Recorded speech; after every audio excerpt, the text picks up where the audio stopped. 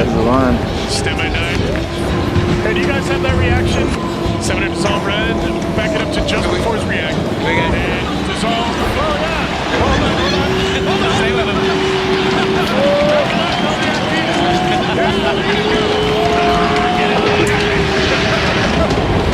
Yeah.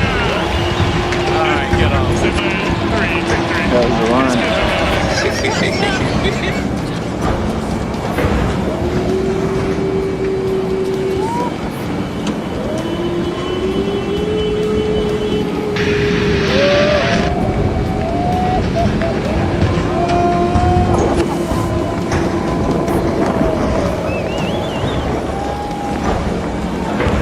That was the line.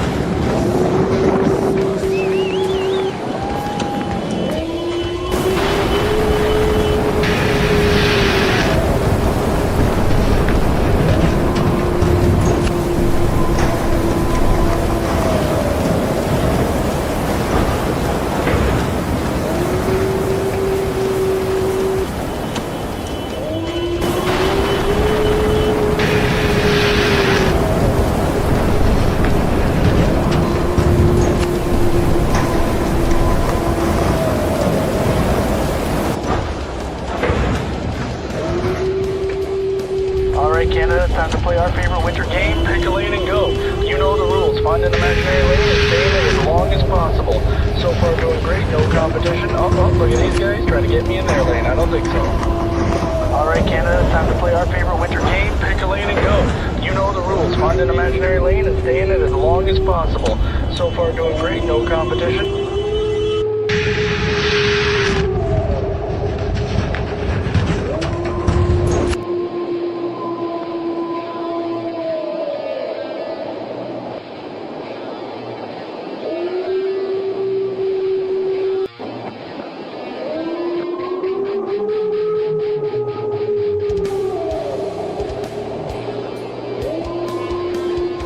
Yeah, baby, we are live on Sunday night before New Year's freaking Eve. It's Kane B and the Purgettes. We're gonna do it, baby. We're gonna do it live. I got Tony right here. Tony says we're gonna be live, baby. We're gonna be live. When Tony says we're gonna be live, we're gonna be live. I got a special squiggle vision for you tonight. We're going crazy. You got some splaining to do. Yeah. Hold on, wait, just wait, hold on. All right. God, jeez. Eat it, stifle it. What colors keeping me going here? Let's go with what color that is. Red? Do we like the red? I can't hear me, it's weird. I'm invisible. I'm a ghost today. I'm not really even here. I'm not supposed to be here today. And I came in anyway. So I love you guys. I like that color right there. It's green. It's good. It's good. Tony's here. Tony's cap is still missing. And he has vertigo today, apparently. Yeah. I gotta get up for a second. Hold on. Can you guys just wait? God, I rage quit this. Hold on. I gotta text Rockford.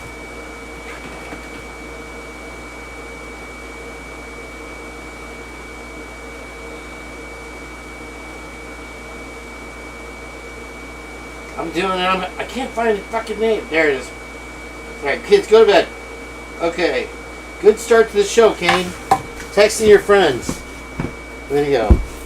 It is so... You know what? That's what I'm going to do. It is so nice here right now. It's got to be like 60. Which is perfect guy temp. Swizz is watching. Yeah. The HDMI cable. There's Gems Rocks. Say hi to Rockford, everybody. It's Jam Rocks is Rockford. He's going to be on the show later. He's going to be chilling and enjoying my invisibility cloak that I have on today. I'm going to turn on... I really didn't mean to turn... I almost had it. I didn't mean to turn you on. Something like... I can't. Forget. I'm going into the settings now. Just don't mind me. La-di-da, I don't know. I am a drunk turkey. Yeah, baby. I'm not even drunk. I'm not. No, that's a. You know what, Rockford? That's what I miss, bro. Is the whiskey. There's no. I can disable it. Properties, maybe? Properties is probably it. Hold on. Okay, so yeah, we're going to have to a good start here. We're going to talk about this lady. What's her name? Giggla? What in the world is going on there with that chick? I don't know. But I thought I'd thumbnail it up. Anyway, here, I'm going to listen to myself. Oh, you don't even know the difference that just made here. Rowie is here. And yeah, that was quite an opening, huh? You like that? Which one did you like? Do you like these ones better? I got these with Rock today. And this way I can blend in and be real cool. Let's see what happens when we put the headphones back on. I got a soda chilling right now. God, it'd be nice with a shot of whiskey. There's a little delay though, Rock. I hear that. I know what you're talking about now. If you're not in it, you can't win it, son. You know what I'm saying? Cold or Covered is back. No more Luigi jacket. So what is Kane? Little bitty witty Kane, who is just, what is it? I'm not the puppet master.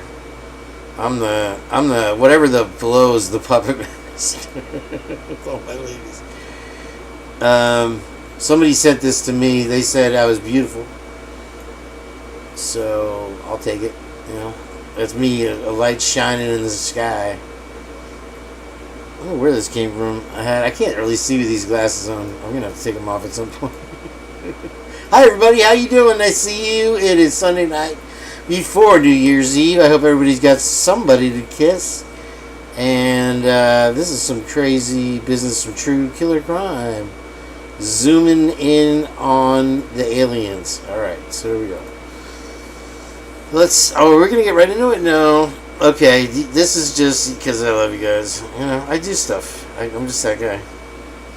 And this is a baby pygmy hippopotamus. It's related directly, though, genealogically to pitbullpotamus. Ironically enough, they're the same size, and they eat exactly the same meat. You gotta eat meat, you guys. Once in a while, just a little something to keep you interested. Okay, let's get going. Idaho mother discovers infant being attacked by raccoon inside extremely rare encounter. This video has nothing to do with it. Those are raccoons, though. That's what the raccoon looked. He looked guilty as F.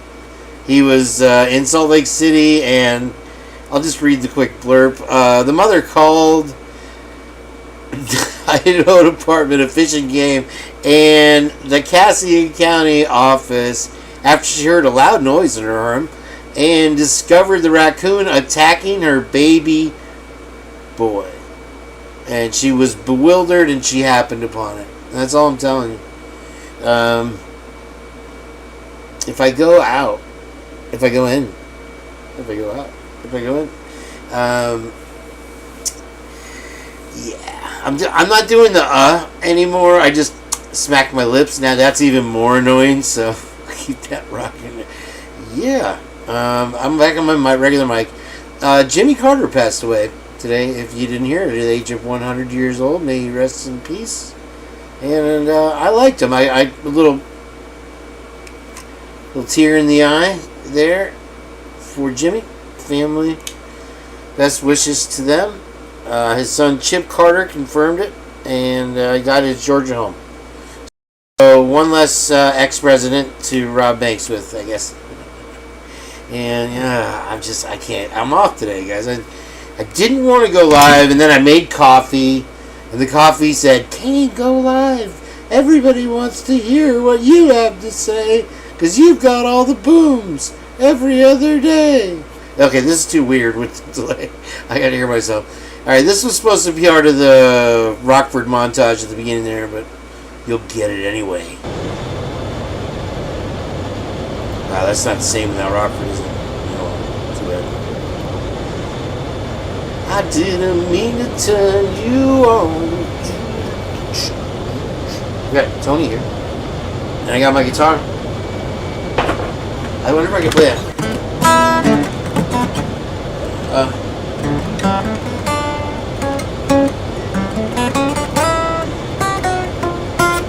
That's pretty close. Cool, alright. And let's see what's next here. Yeah, that's a shot from Top Gun right there. They do it. That's a showstopper. I'll tell you what. The Blue Angels. Home dreams will depend. Hey, it's an already made alive. Alright. So this is what happens when you fly Air Canada. And, oh, it's American Airlines. I'm sorry. Okay. I can't help but think on this one that if I get my face right here, it can get real ugly real quick. See those eyes? See? Don't you make my pixelated white eyes blue. If I get mad, I'm going to put it like this. You know how Spanish people don't get mad? They're only their eyebrows get mad. I was on this flight. I don't know why it's fading in and out like that. Oh, it's going different colors. It's doing different greens. You know what I'm saying? Get it on with the show, Kane. We just want manatees. Alright, you'll get your manatees, Meg and Love Tina. So, at some point, check it out. Right here, I want to discuss this. This is very important to the Idaho 4 case, and I hope you're paying attention. As soon as okay, right there. Alright. Let's back that ass up a little bit, guys. There. Darn it. If I could only be a pause. Oh my god. Okay, do the thing, and the thing, and the thing. You can't. Oh. Alright. Right there. There. Okay, so does it make any. Am I Elon Musk when I say that you could easily put like a net or a grill or some type of thing that would prevent birds from flying into the engine? I mean, I didn't invent how to fly. That's not me. But, I thought it was a bird. I said it was a bird. Is it a plane? Is it a bird? I don't know. Bird. Oh, it says bird strike. It looks like a fish, maybe. It's a fish rock. I don't know. Anyway, let's get rid of this stupid effect. I'm over it. Okay.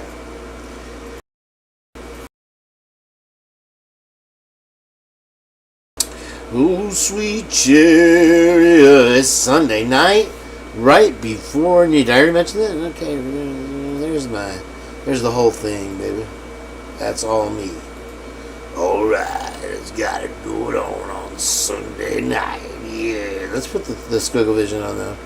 I'm more comfortable with squiggle vision now. Here we go. And discuss amongst yourselves. I'll give you a topic. Coffee tables are neither coffee nor tables. Discuss amongst yourselves. I'm feeling verklempt. Alright, here we go. So, yeah, can they invent that and whatever it is? I don't know. It's never anything with rock. It's always something else. It's something else. Okay, alright. No, you know. I can't just play one clip.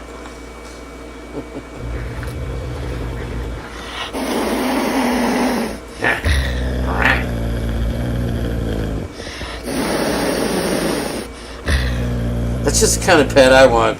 Like, can you just leave us alone? We just want 15 minutes to ourselves. I don't know. I can't decide which ones I like better. I feel like, hey, Vato. I don't know. A little too much. Makes my face look longer. This camera adds 10 pounds, you know. You gotta remember that. I don't know what's with people having these wild animals for pets. What do you think, bro? Yeah, this one. We gotta play that again for the slow people. Hold on. Ooh. Okay.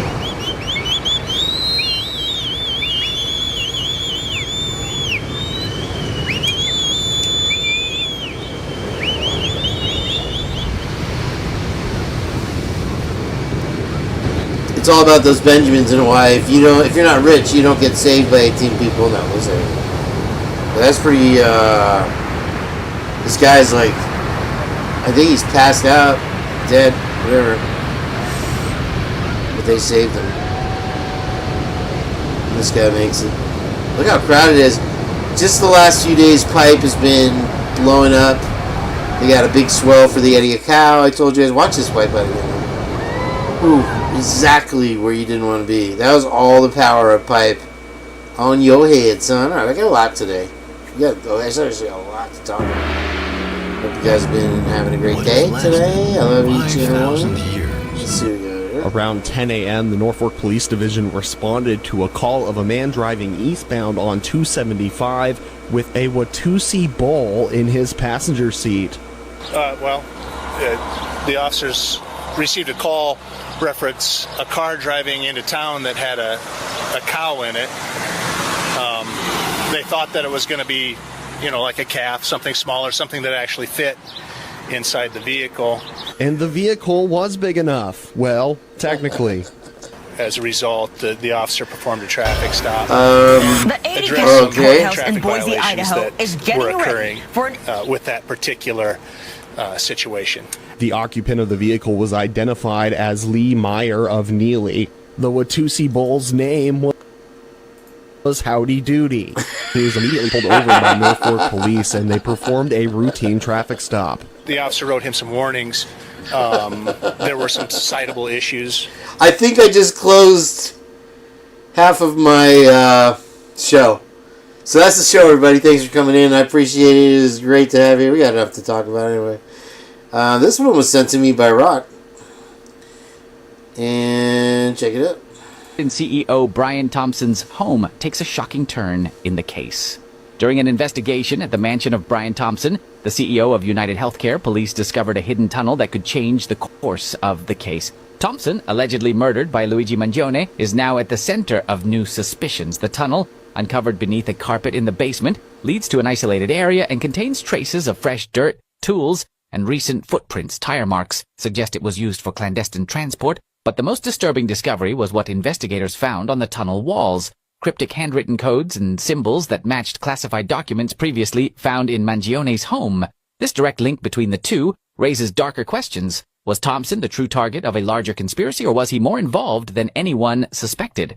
The discovery has cast doubt on Thompson's potential involvement in illegal activities before his death.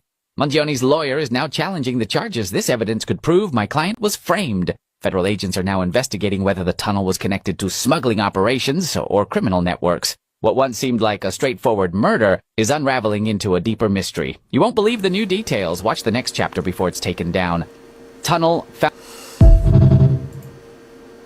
Yes, more tunnels, my friends.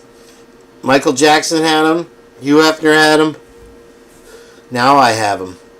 And so what are you going to do? You can't do nothing.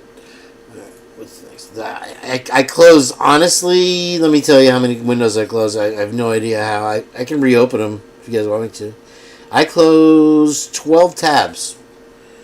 Maybe I did. I don't know. This happened.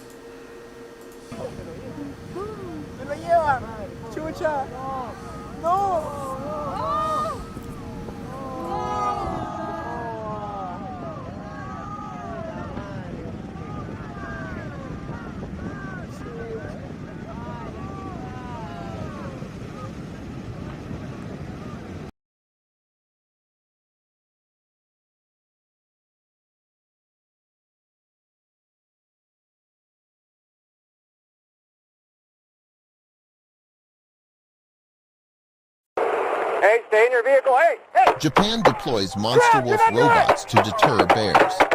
A Japanese town has deployed robot wolves in an effort to scare away bears. Want to get the most out of one sheet? Grab Bounty. While ordinary brands can't hold up, one sheet of Bounty keeps working even when wet. Now that's the sound of Bounty. Bounty, the quicker picker that have become an increasingly dangerous nuisance in the countryside. The town of Takikawa, on the northern island of Hokkaido, purchased and installed 2 monster wolf robots after bears were found roaming neighborhoods in September. These wolves come with glowing red eyes, long, terrifying fangs, and when its motion detectors are activated, it moves its head with loud howling sounds. Officials say there have been no bear encounters since the arrival of robots in wolves' clothing. The real Japanese wolf roamed the central and northern islands of the country before being hunted to extinction more than a century ago. Japan deploys monster wolf robots to deter bears. A Japanese town has deployed robot wolves in an effort to...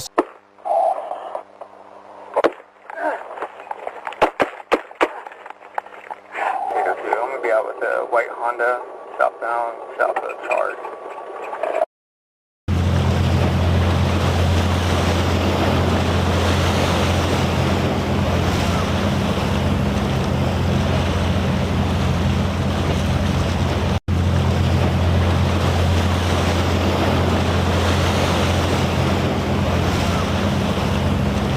I was trying to see if I was too loud. I wasn't even on.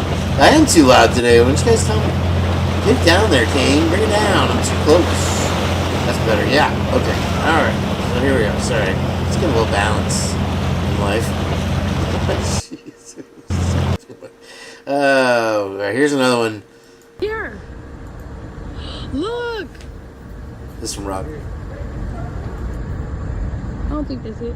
That's not what I'm doing. It's actually the Battlestar Galactica fighter ship.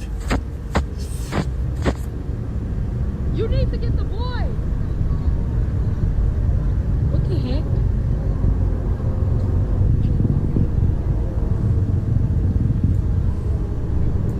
Here. Look.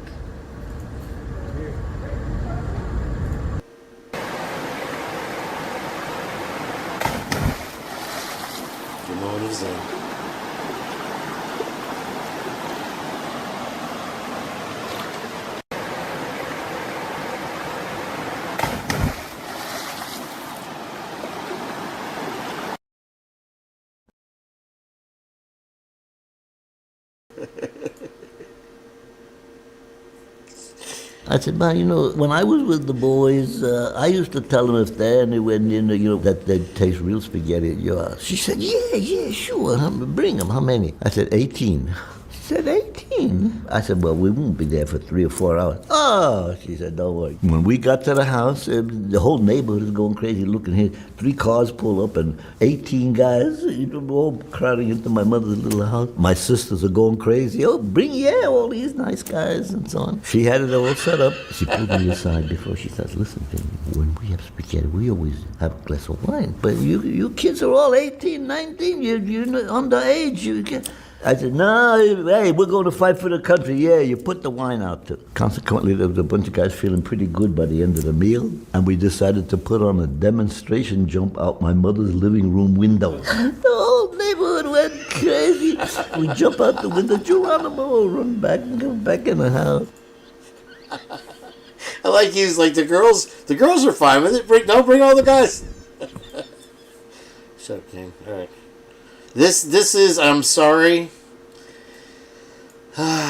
This is unsatisfying, but it is what it is, and you get to see it. So there you go. You're not going to be satisfied with it, but that's how it goes.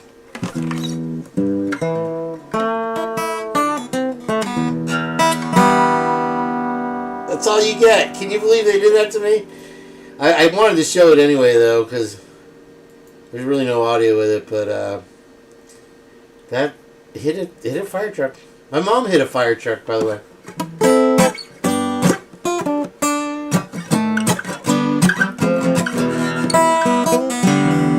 Oh, that one's a... Oh, yeah. Where's Drip Drop? Where's J. Embry? Yeah. Anyway, this is also another unsatisfying one. I'm trying to tease you guys. You know I am. This happened here in Palm Harbor. They said Palm Harbor, but I think it's St. Pete. Anyway, they're doing all this construction on US 19 there because it's got to be a federal highway by some year. And so that car crash. It's exciting for us. We're getting to it, don't worry. So this is crazy.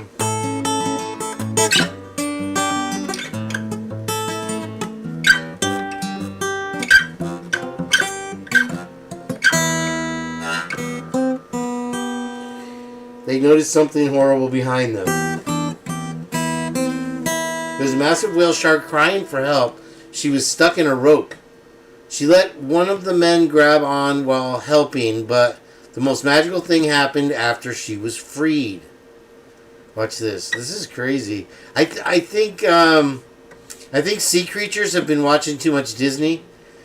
Look at these manta rays are literally doing backflips.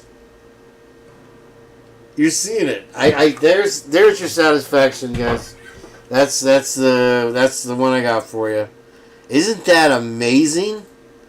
The shark comes to get the people. It's like right out of finding a creepo.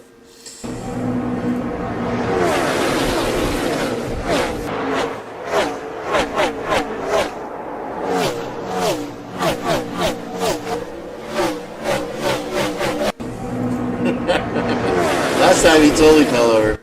Alright. I don't know what this is. I think True Killer Crime got stuck on a carnival ride. She sent this to me. She's okay now though. Let her out.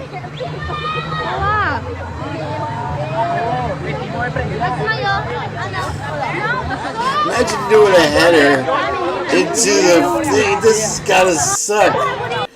I'll have to ask her how she got out of that. Alright, let's see what else we got.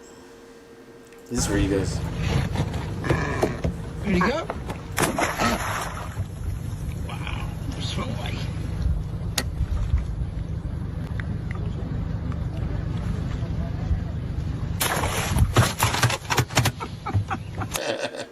That's worth watching again, right? Ready to go? There must have been something chasing after his ass when he jumped back in. Because his wife's like, come on, get back up. Penguins mate for life. There you go. Now you know. Hi there, Victorini. I haven't seen you in a minute. Nice to see you. Thank you for joining Heather Fitzgerald Potato. Where is Heather Fitzgerald? Oh, she might be taking a nap. I didn't even text Jen tonight. I'm trying to go solo lately. I just want it to be kind of a guy's show. Me and Rock kind of just chilling. And maybe he'll pick up his guitar. I don't know. This is for the guys.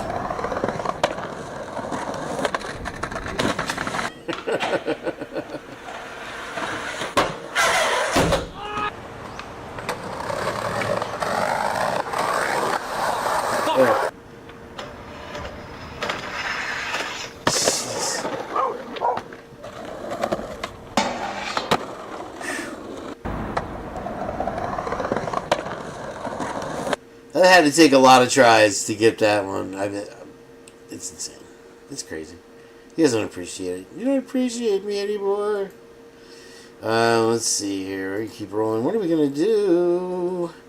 The Man Show. It's the only Man Show on YouTube anymore. The only one left.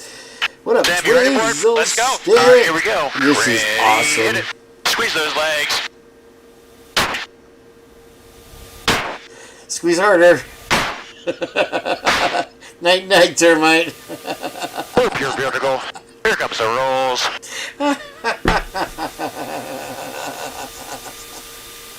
Oh my gosh.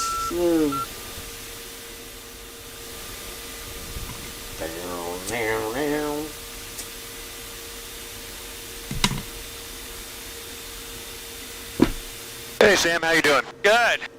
Back with me? I am. Sam. You back with us, bro? Are you there? Yeah, Iceman. Sure. I don't know if it's some reporter or what.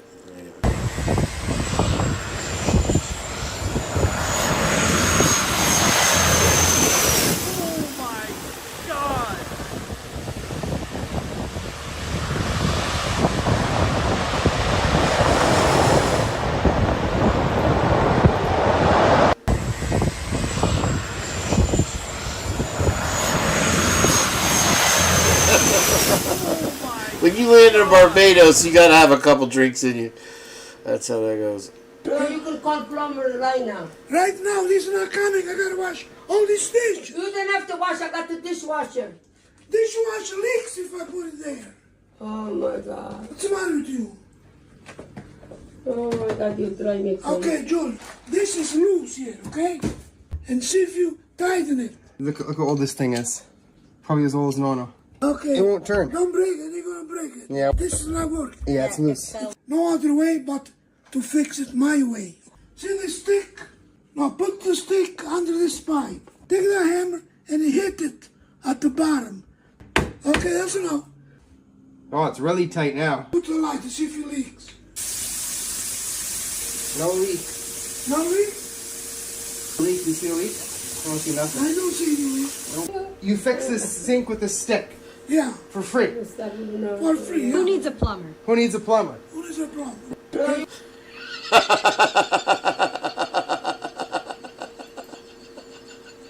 You fix it in my way. And me, I'm Mario. Oh dear, yeah! What the heck?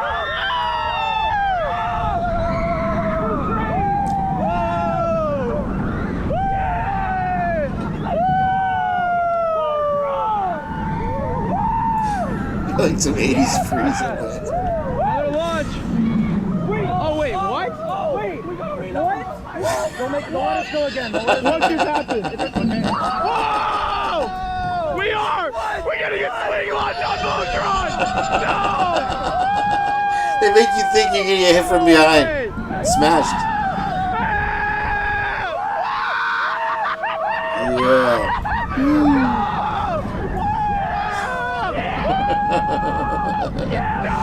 Oh I man. cannot believe this! Whoa!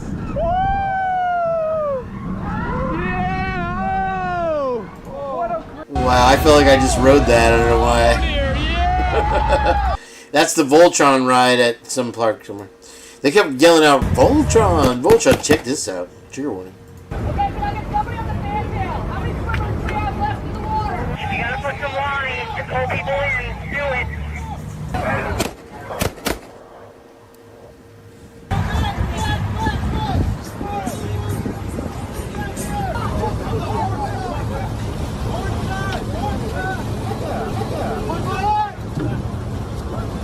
All swimmers enter the notch. Let me fix it my way. I fix this. Shark off of forward bow. Looks like it's heading out.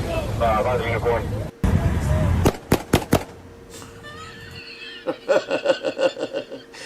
Those are like the last things you want to hear when you're swimming.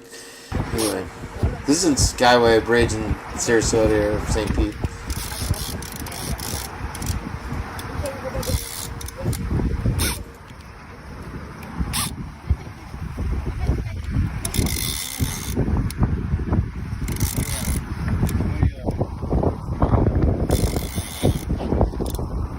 Got him, bro. You got his ass, John. Keep going. Good shit. You got his ass, bro. He's almost there.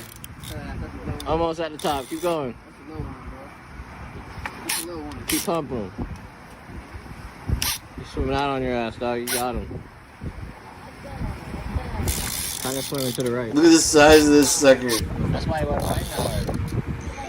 Yeah. Hey, get this. There's a carabiner in the back of my truck. Rope and carabiner.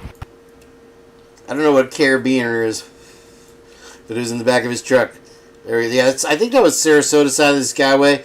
There is, okay, so they have, there's a fishing pier that they built where the spans were left from when the Skyway Bridge collapsed with a bus full of people on it. And so now it's a fishing pier, walking pier, whatever. And there is a legendary hammerhead shark that lurks the waters beneath the pylons in the deep green sea of the Skyway Bridge, and his name is Old Hitler. And everybody's wanted to catch it. He's supposedly a 25, 30 foot hammerhead shark. And you'll see, and so it's like a bus going under the water with the big, if you can see my arms, the hammer. Anyway, you got a tough crowd. I literally closed so many windows, it's ridiculous. Check this out.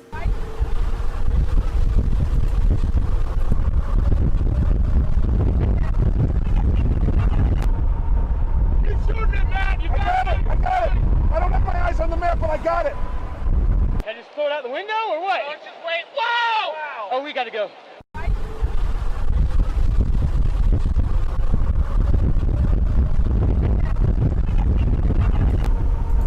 I used to want to do this storm chasing thing, and I used to follow the weather map and all that stuff, radar, and I did it around here. And I drove up one day to one of the channel markers in Palm Harbor.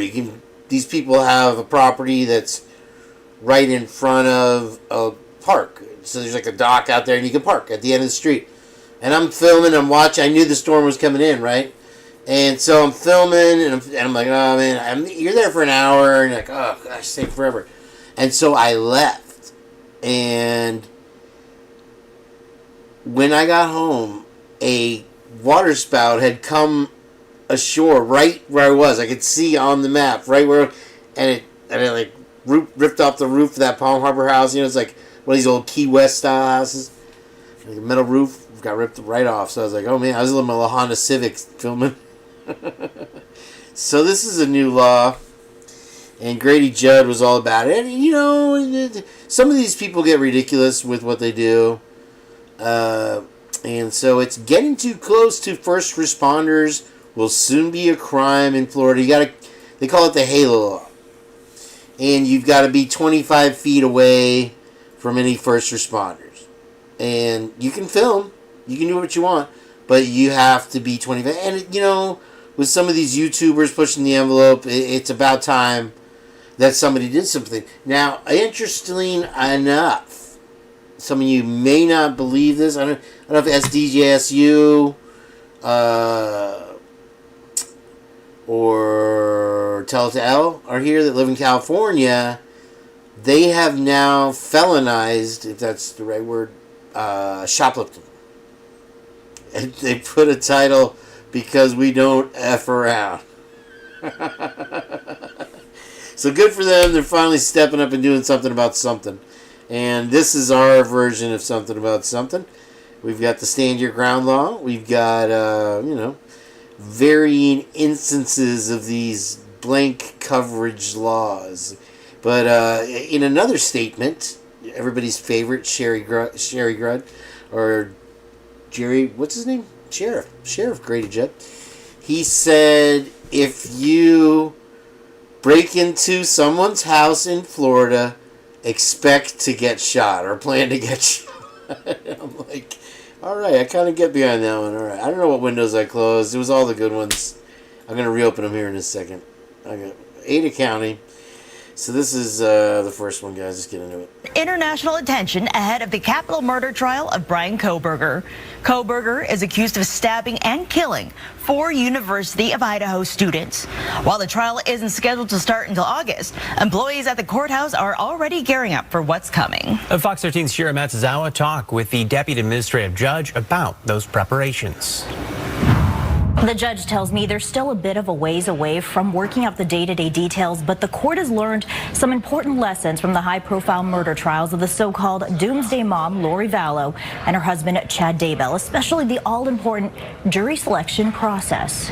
November 13th, 2022, the day the world lost 4 bright lights. Madison Mogen, Ethan Chapin, Kaylee Gonzalez, and Xana Kernodle. State versus Kohberger. 2 years later, and several delays, the trial for Bryan Kohberger, the man accused of killing the 4 University of Idaho students, is scheduled to start this summer at the Ada County Courthouse in Boise. Every time we've handled one of these types of large trials, obviously, you take away a number of things from it. Deputy Administrative Judge James Cawthon says in his more than 20 years as a judge, he's seen about 8 or 9 trials of this magnitude. But 3 high-profile trials in 3 years? Certainly, it's quick succession. Regardless, Judge Cawthon says the focus is always the same. To ensure that people's constitutional rights are protected and ensured. And preparing for trials like Kohberger's takes a certain choreography. The courthouse staff comes together like a sports team. We constantly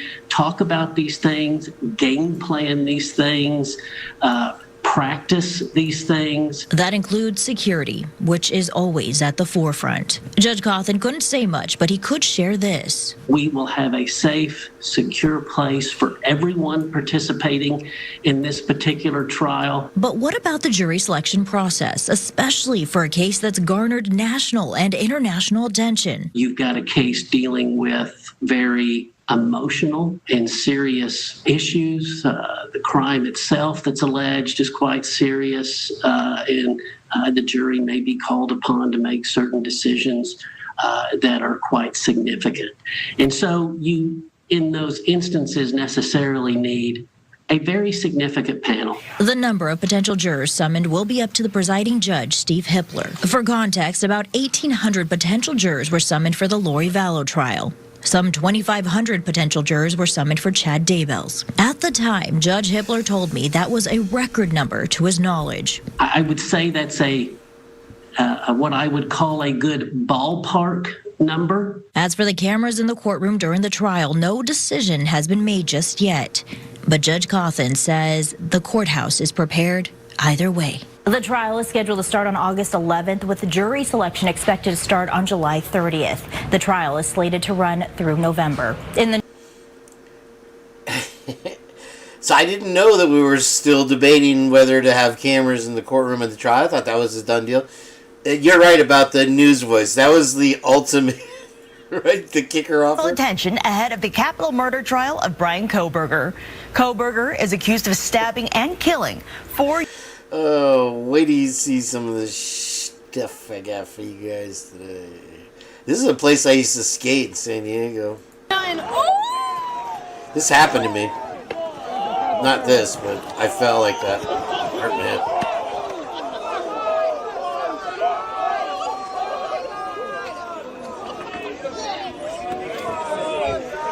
I'll play it again. It happened kind of fast. And these are...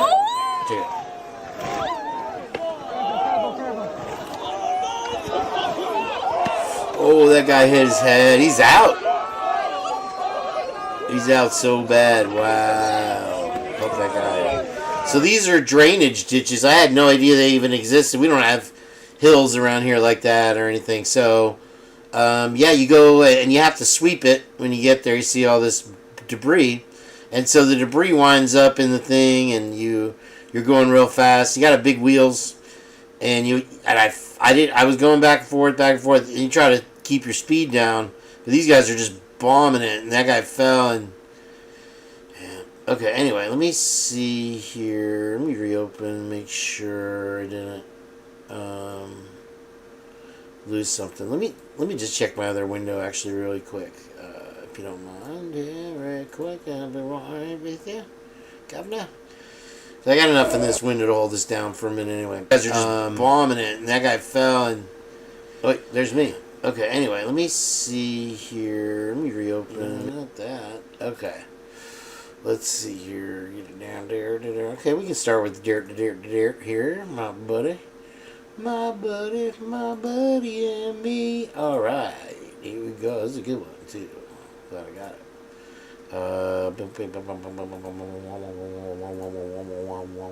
Just play it, Kane. Just play the manatee stuff only. Hello everybody, and welcome to Turning Over Every Stone. You can call me Toes. The title of this video today is called The Gentleman.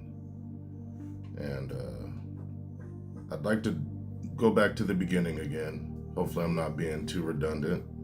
But you know, there's just a few things I want to talk about that's been on my mind recently, and so we're going to discuss it in this video, and I hope that you comment back.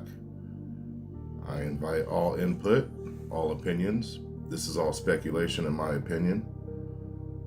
But so let's get into it. First thing I want to talk about is the Corner Club video, or actually the Corner Club screenshot, or actually the Corner Club picture of a screenshot. The person that had originally posted it, their name was Marshall Nichols.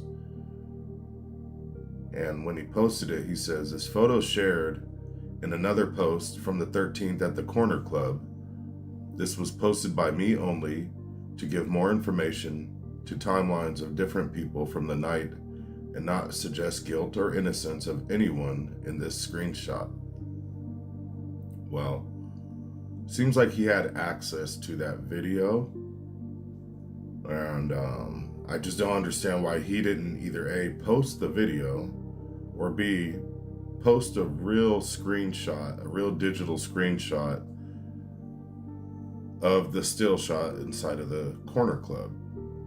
Why take a picture of a screenshot? Notice in Moscow, Idaho, that's a trend, similar to the gas station photo. It's a picture of a screenshot, but it's, you know, we're almost 2025. The average person should know how to take a screenshot and send it and post it. Now, when I take a closer look at the picture from the corner club, it seems like the energy is off. Just from the proximity of... Hang on one second. I just spilled the soda all over the place. I opened that soda and then I tried to put electrolyte in the soda and it foamed up, so I had to get a towel. Thankfully, I wasn't carpet in here yet. Thank you very much. Woke up 1984. I appreciate that so much. And let's get that like button. There we go. Okay, and so I'll play a jam for you in a second here. But I want to add. Add. Which one is it? This one, that one? Which one are you? Oop, why is it? It's not cooperating tonight. That's the one. Okay, let me just put this on here real quickly. Alright, right there. Booyah, okay. Now we'll try. It's gonna be loud real quick, sorry, hold on. Maddie to Jack Decor. She's pretty close inside of his crotch area. Hold on.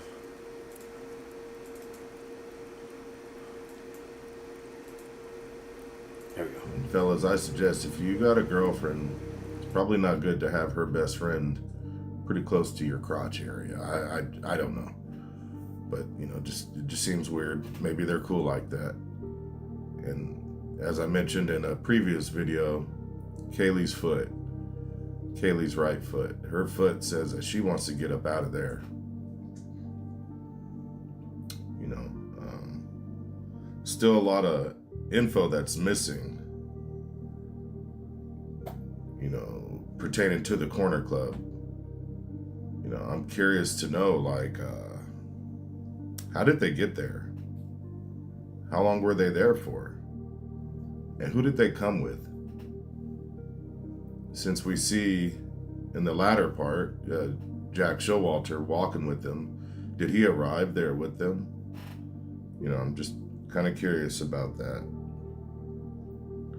And as far as Jack Showalter, you know, maybe that's the thing in Moscow, Idaho, to dress like that, but that jacket looks pretty grungy.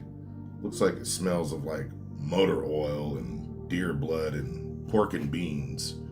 Just, you know, I don't know. I personally wouldn't go out on a Saturday night, you know. But then again, I'm being a little judgmental, so forgive me for that. My big question here is, why didn't Jack Decor escort the girls to the grub truck or either take them home? You know,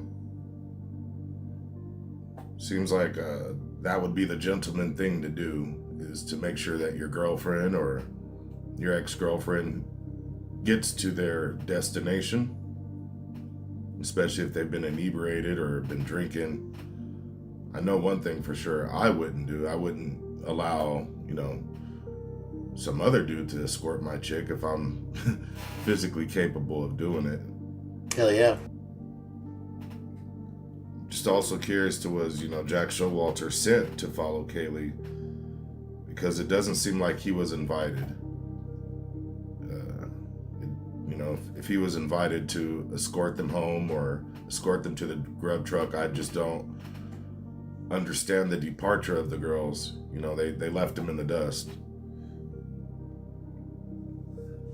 The other thing I'd like to talk about, and I might have mentioned it before, but I'm going to mention it again, by golly, is Jack Showalter shadowing Kaylee. I just noticed, and that's one of the things that's really been bothering me, is just the shadowing of Kaylee. You know, in the grub truck video, it shows Maddie moving a couple times and he doesn't move, but the minute that Kaylee moves from the ordering window to the other side where you would pick up your order, he moves at the same time she does, and he pretty much just stands there, you know, until she leaves. And then when she left, he departed and made a straight beeline up out of there as if he was on a mission. You know, he didn't stop back and go talk to Joe Vito or even, you know, shake hands with them, and, you know, he just dipped out of there. And just, to me, it just seems like he was on a mission. Now, whoever released that picture of the corner club, in my opinion, they were either displaying what happened right before or right after whatever Maddie said to Adam when she told him everything. If I was to make a guess, I would say that this picture was taken right before she had said that, because everybody seems to be in somewhat of a good nature. Jack DeCoeur smiling and Adam smiling, and I don't know about the Chief Fry looking guy over there clutching his hip or something on his hip. I don't know. Maybe he has a bad hip. I don't know. But for the most part, the nature seems good. But I'm just, you know, I've always just been curious, why would somebody have released just this picture and not the whole video footage? Now, Jack DeCoeur, you failed the gentleman's test. I don't see any public display of affection in the screenshot from the corner club. You don't even have your arm around her. She's not sitting in your lap. Doesn't even really seem like you're talking to her. Now, this is just a snapshot. It's not the whole time, but we're just going off of the information that we've been granted to have, which isn't much. And I'm making my speculations off of what I see. You don't let another dude escort your girl or your ex-girl home, if possible. It seems like you guys were cordial enough with each other to where you can be 2 feet away from each other having a conversation. So you could have walked your girl home.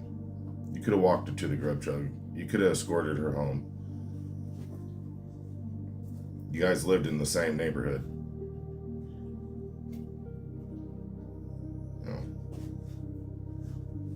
We don't see any footage of you flipping cars over and punching dents in trash cans, and you know, you just don't seem that angry to me.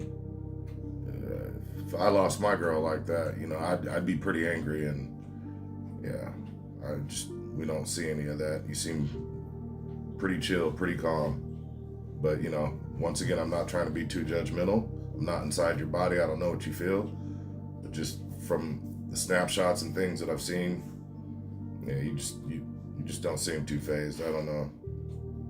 And the fact that you missed 10 plus calls or something like that from Kaylee and from Madison, you know, less than an hour from the time that we see that you're in the corner club with them, I'm not believing that you just went home and went to bed and just fell asleep and didn't hear your phone ringing.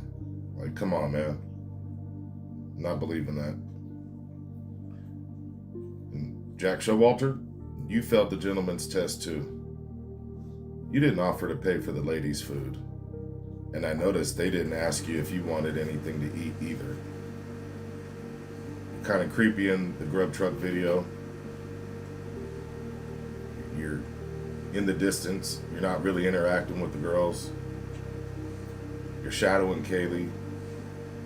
I don't really understand what you're doing. if you're there to protect them, you're too far away to be able to protect anybody. Somebody could have came up and snatched her purse or punched her in her jaw or anything, and you would have been too far to even been able to protect them.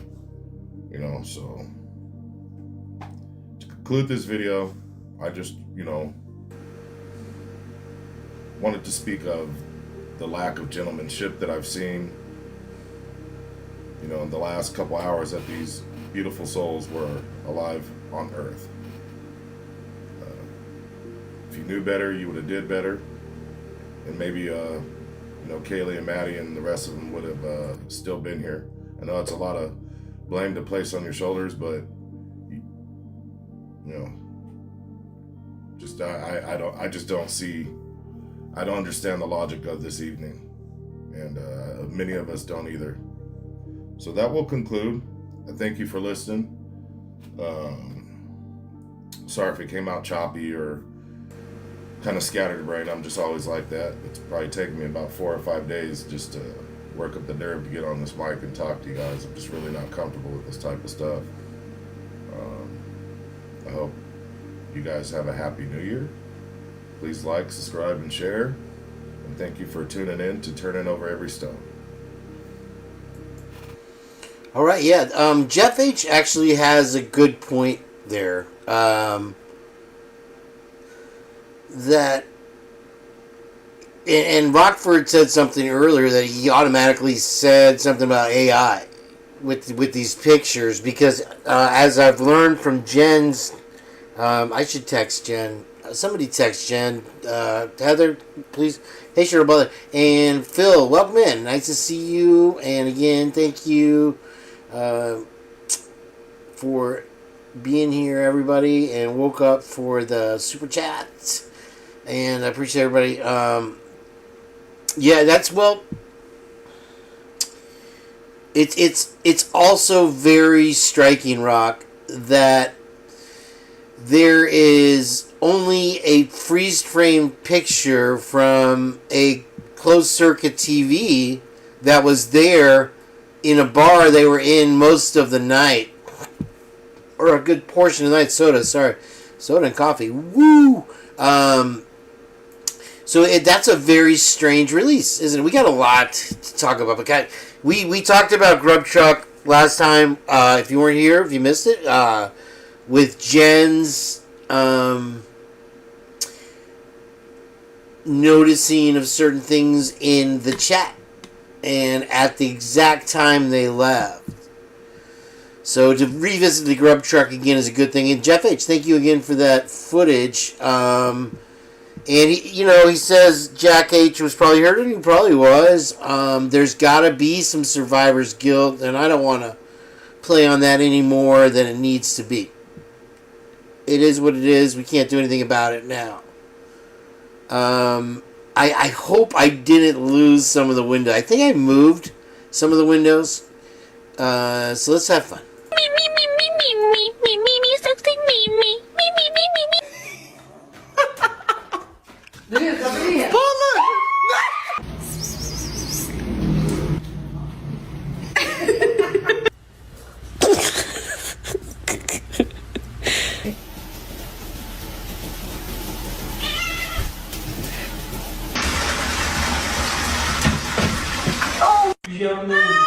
Niye bağırıyordu ya?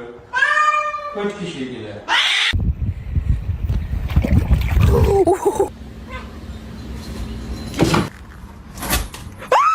Sure, she will solve and give an account. What? Oh, There goes Kitty.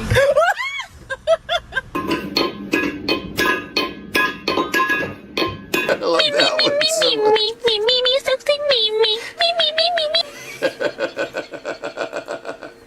Okay, so there's nothing half-assed cat with the... My sister had an Egyptian cat that would leave a mouse on the doorstep every morning. My sister does not like mice. But his name was Flashy Cat. And he would leave a little present for her every morning as a sign of affection. And nothing half-assed as the one that actually drags it into the house.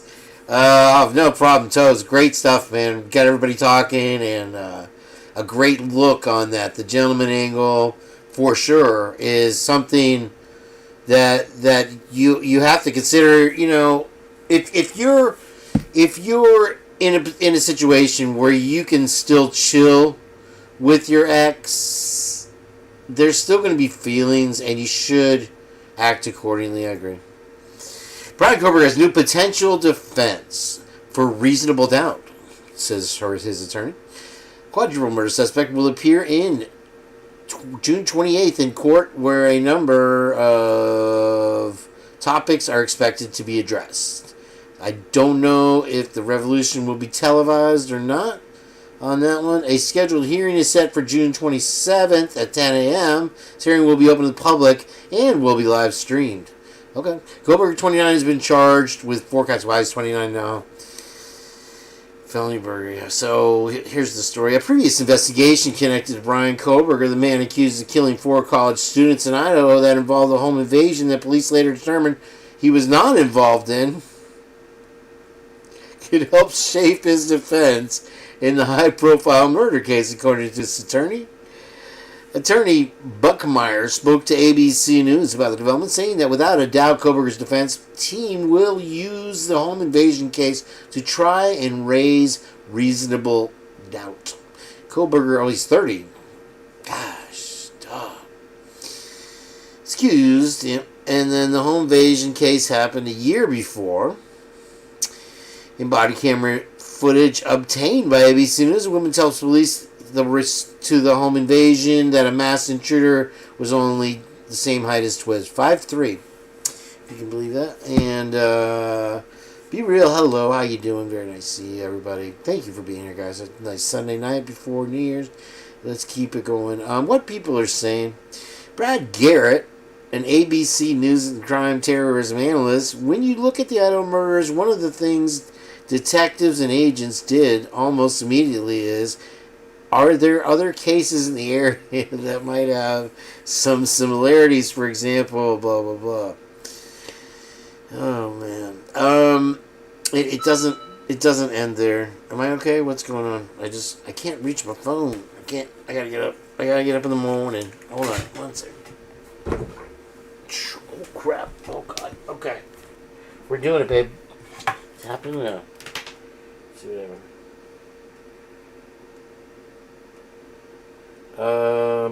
Hold on, this is for my producer. This just in. The big topic we're going to talk about tonight. And I'll even take off the Squeal Vision for this, because this is pretty damn serious. Let's see here. Was that Brad? Was what Brad?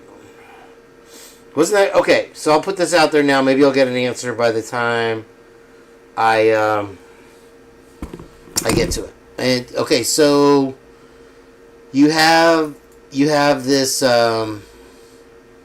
this BK Norton. All right, I'll just go ahead and say the name. I'll say it out loud. Darn it, I'm not afraid.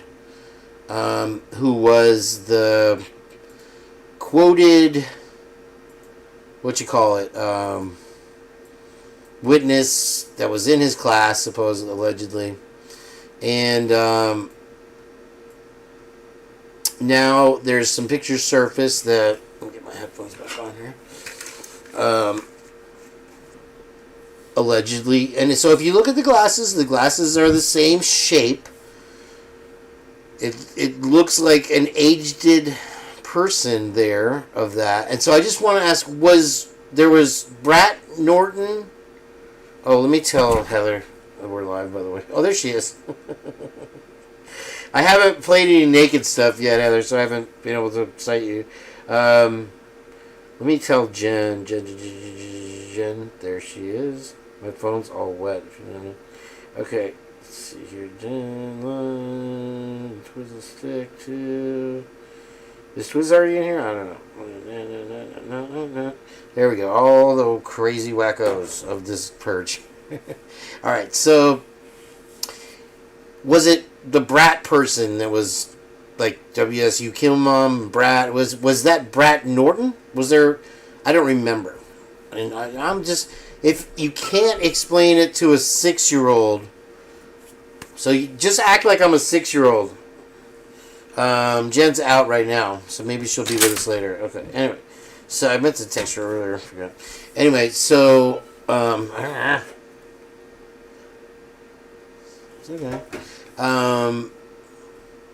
BK Norton is Gigi's daughter. So who is Gigi? Who act as if I'm a simple caveman and I don't understand your ways. All I can tell you is that the girl in that picture looks like the same girl, the Gigi and the BK Norton. And so if you're not up to speed on it, we'll get you up to speed. But the bottom line is, was she a classmate of BK or an underling of his teacher's assistant job, or was she a friend of the victims? That's out there. Okay. Idaho killer is accused of scaring female staff at brewery and branding one a biatch for spurning his advances. As it revealed, FBI tracked his Hyundai across the U.S. for this. Okay, so this is... There's the guy. That's the bar owner of 7 Hops or something like whatever it's called. And Sechelneck, or what's his name? Jesselneck. And he says that they had an ongoing... There it is. 7... I don't know. It's 5 miles from his house. From BK's house in Poconos. And so he says that he went up and confronted BK that as long as he was going to behave, everything will be fine. Otherwise, I guess, they're keeping track on him. And BK acted surprised. He wasn't aware of what he was talking about. Okay, and so this came to light. And so if you look at my thumbnail, and I guess I could pull it up for you so we can get a good look at the thumbnail there. If you don't mind me indulging myself real quick. Boop, boop, boop, boop. Not really even any Easter eggs in this one, guys. Sorry. But, you can't all have it. Twiz is like, just do the show. Don't draw. Anyway, here you go. Okay. So, this is the before. Oh, I can't. Anyway. This, on the right, is the before. This is allegedly her in the house with Terry the doll. And I was trying to explain this, I think, to Rock earlier. And so I was like, oh, I hope I'm getting it right. And then this is allegedly Gigi. And so it's, Heather will correct me, because I'm always wrong. And so, and then, let's see. So if you get a clearer picture here, let's see. And the glasses rims are the same. They're different colors. Apparently she had some illicit activities going on, and so we don't know if she aged or if that's her mom. I don't know. That's what I'm trying to figure out. That's all I want to know. Okay, so why on earth are you... When they do these interviews, they just go up to random people. So if this girl was on WSU's campus, I can only assume that you're going to that school. But then again, when you're on the carousel, what are you doing holding Terry?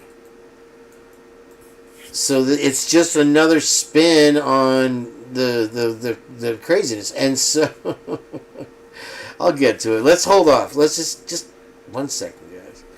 I got other stuff. A Good Samaritan found dead in Arizona after offering help to a stranger with a stranded vehicle. And Good Samaritan was found dead in Arizona, and I guess he drove off from his home with this stranger, and they have no suspects. And I don't think they even have a good description.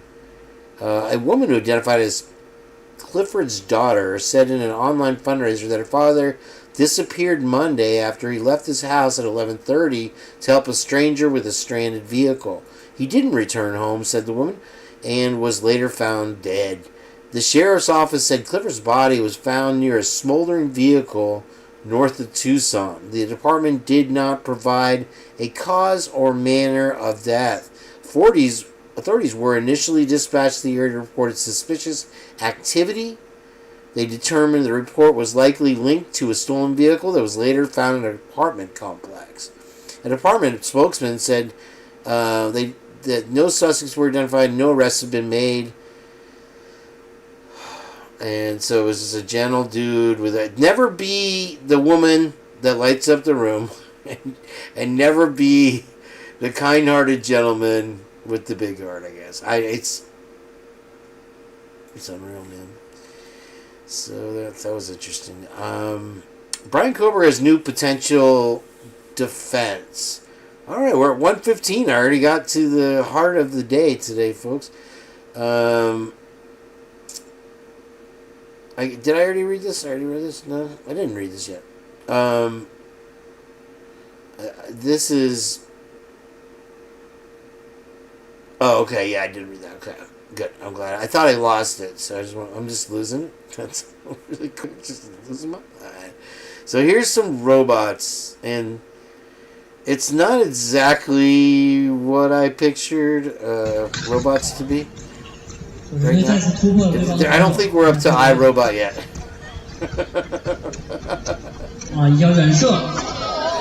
So, you know, the thing is...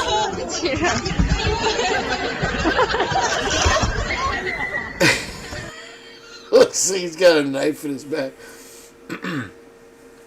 The thing is, at least in Japan, they have fun with the robots, and I hope that they have a lighthearted enough touch to put in the rules that will protect us from these things, because it doesn't seem like they care here.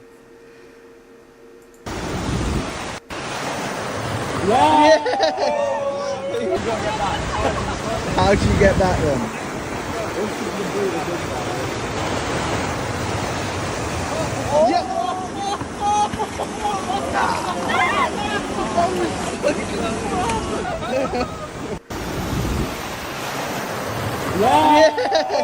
That's gotta be pretty fun. Okay. Finally, homemade Manjaro.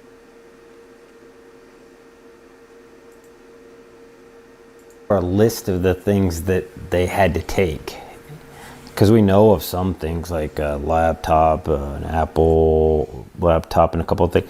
We couldn't even get them to give a list. So of things that they had, and I mean, maybe it sounds stupid, but I don't really know why Kaylee's phone is evidence. Like, what is on? So it makes me think, what is on it? Yeah, that makes you go cuckoo. Yeah, I mean, I'm like, okay, what is on it? Her speaker, it's kind of unusual item not to give back. The laptops, multiple laptops, not just one. All electronics, it seems like they've kept of hers. So, and her bake records, the amount of records on Kaylee was probably, I think fairly to say, was more than the other victims. Kaylee lived in an apartment in Coeur d'Alene for her first 2 years of university. She didn't live in the sorority as many people believe. Why would Lauda police apply for a search warrant for previous lab work done unrelated to the case?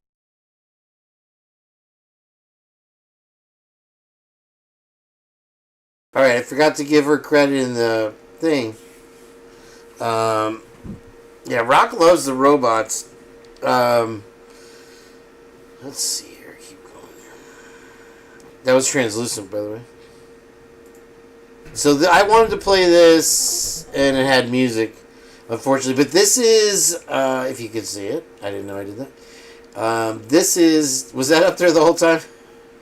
Alright. So this is the Ho Chi Minh Trail. This is how you get down to Black's Beach in San Diego. And you get to this one point right here. Let me show you. This guy's a kayaker, but right here.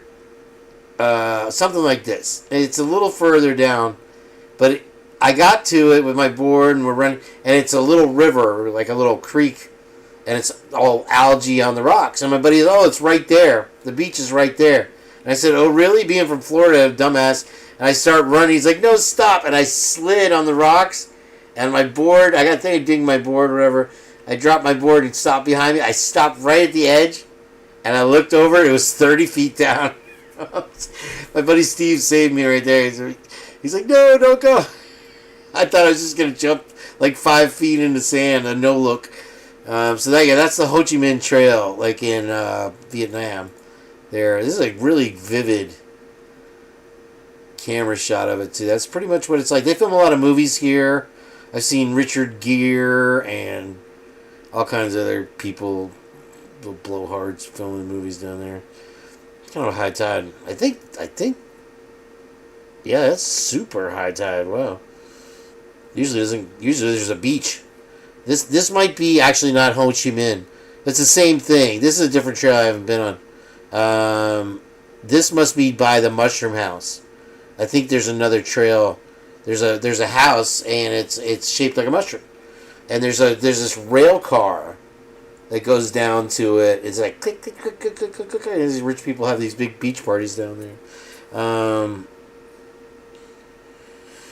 Yeah, okay, alright, so I'm going to put it off as long as I can here, and let's see here. Okay, so this one, I'll just play Police say in a tradition known as the glass ceiling, Dang and other pledges were forced to walk across a yard blindfolded, carrying a 30-pound backpack, while members of Pi Delta Psi repeatedly tackled them.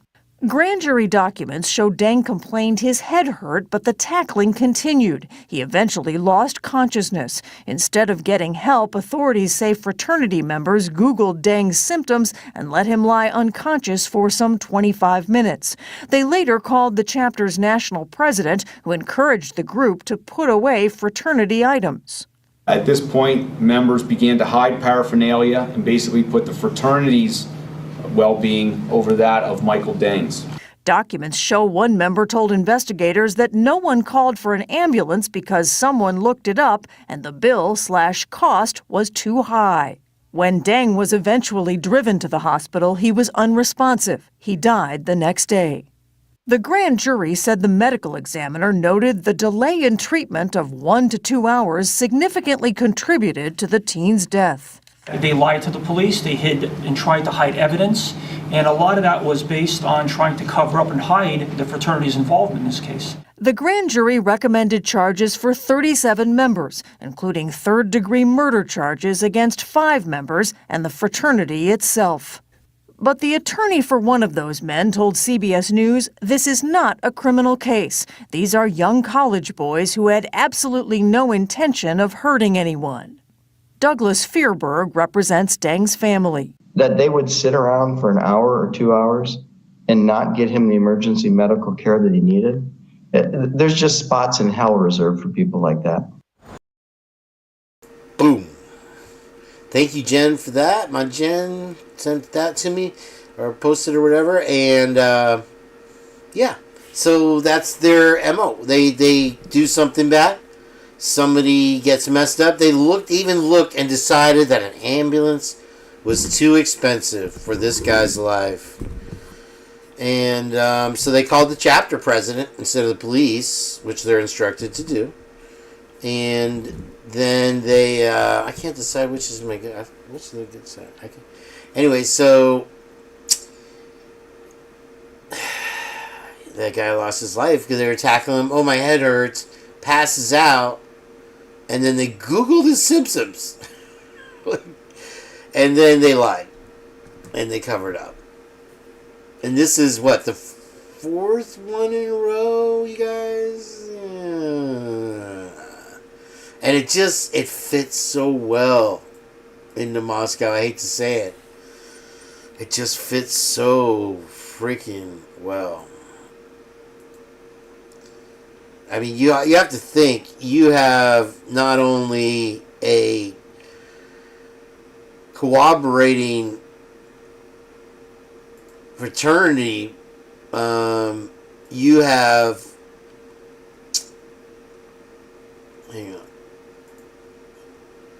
you also have corroborate or willing to lie. Police department willing to cover up and hide. Nick Reed, for one example. Direct example of them covering up for football players who committed an awful crime, never released their name. Now, we understand them not releasing the names when it comes to minors. That's a standard thing. Maybe minors get a probation sentence or whatever. In a case like that, whatever. They were foolish kids. These are adults. And it sickens me. So the way that it fits in every time, and it feels like they're pulling the wool over your eyes, is awful. Let me see. This is just hilarious. He overuses Heather's potato. Towards Moscow, it went right towards the Walleye Park, right? It doesn't seem like they have that camera. So it sounds like somebody preserved the cameras near the school for some specific reason during that time or that night. Now, if WSU had noticed at some point that somebody had taken something from the chem lab, do you think that their, school police department would have preserved the footage of that area alone, which is why it didn't capture the 270 camera? I mean, I think if they had known that somebody broke in, like if it was reported at a certain time, and they were able to save the footage, then yeah, I think they would have it. But who knows when they caught the supplies missing and linked it to him? Maybe it was that same week or same time. Who asked Blue to speak? It's possible. Mark had theorized that maybe that's why the police department at WSU went out there to go see Brian Koberger's car, on the 25th of November. I think that was more part of the investigation. I do think that at some certain point that, Pullman did reach out to the nearby, city and say, hey, can you keep an eye out for this type of vehicle? But I don't know if they preserved the evidence correctly, because that 270 road or Route 270 or the Pullman Washington Highway, Pullman Moscow Highway, there is a camera there, and it should be pretty easily to determine whether or not he turned left or he turned right. And if it wasn't preserved, why were the other ones preserved? Was it because they were investigating something else that happened that night? I think that's a possibility. It could be a possibility, yeah. And, that'd be a good evidence to see which way he turned, if they have it, to prove which way he went. And then I think when he was trying to leave the first time or something, he ran into Ethan and Kate. What's her name? They were together, Ethan and Dana, right? In the same room. Yeah, I believe he's 100% guilty, by the way. There aren't too many unanswered questions at all. I mean, there's the love is blind thing, you know what I mean, Blue? Where you don't see what's right in front of you. Like when somebody says love is blind, it's not because of the appearance of the other person that you can fall in love with whoever and whatever they look like. Love is blind means that you're blinded and you don't see what's happening right in front of you. That's what's happening here. I mean, the answers are there. To me, this problem is like trying to solve 2 + 2, and you can do it in your head. Some people need to count it on their fingers, but this seems like a simple problem. What's up, Big Blue? No, or maybe when he turned around because he thought he forgot it, somebody came out and somebody got startled and woken up, because you hear Dylan's testimony saying that she heard somebody say, I think somebody's in the house or something like that. It's been a while since I read that part of the case, but to me it seems like the other 2 victims were just like opportunity crime, because they weren't intent. Right. So Red Metal says, wasn't there a federal grand jury? If so, he would have been charged with the bomb making, and it seems like federal grand jury went anywhere. And it's kind of like prosecution's the one that stated they have 404B. Now, according to his arrest history prior to his arrest, the only thing he had was when he stole a phone when he was a teenager. I doubt they're going to use that, because how does that play into this? Unless he threatened to kill somebody with a knife during that encounter. You know what I mean, Blue? Yeah. So, and it was something where we kind of heard the story where he sold it at the mall and was kiosk, and yeah. And I think $200. The dad pressed the charges on that. Yeah. So the murders were a hit. Oh my gosh. Why would anybody hit these 4 students and then also frame Brian Koberger for it? Like, so here's the thing. In order for something like that to have happened, there would have had to have been a connection between Brian Koberger and the victims by this person who wanted to kill these 4 victims and at the same time frame Brian Koberger, because in order for any of this to have worked, Brian Koberger's DNA would have had to have been on that knife sheath at the time of collection, because it was collected by the Idaho State Lab, and it was taken to the Idaho State Lab, where the DNA profile was collected off of the knife sheath, and in CODIS, and it was entered into CODIS, said profile, and it was in a national database. So the DNA on Brian Koberger, from Brian Koberger on the sheath would have had to have happened during or before the murders. And if there was somebody there that knew Brian Koberger and also the victims, wouldn't that be a connection? And didn't Brian Koberger's defense say there is no connection?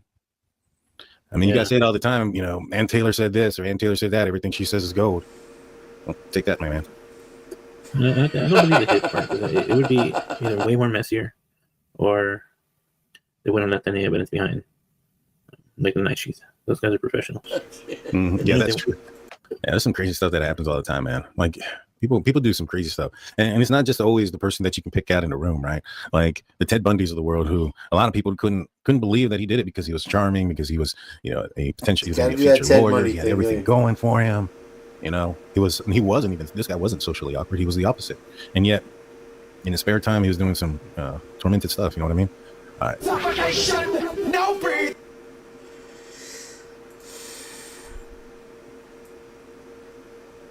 There he is in the carousel. And so I was thinking about something today. How I could explain this to Rock. And Rock doesn't care about, right? Kids go to bed. Is with the justice system, the way you have things is that police know once that the suspect is in custody and you present things like the PCA and this type of thing, you have it in writing. Okay? Whether it's real or whether it's surreal, now you have something in writing that declares that this person did it. This is why. This is the information that we have. And so now it's like, oh, wait.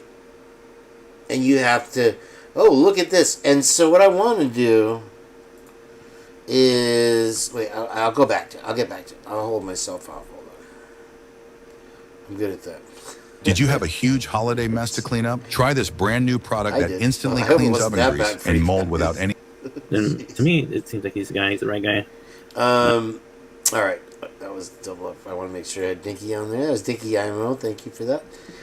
All right. So this was the document that Heather posted there. I'll get to that here. Let me see if I'm sure I deleted a bunch of things. Yeah. Okay. So...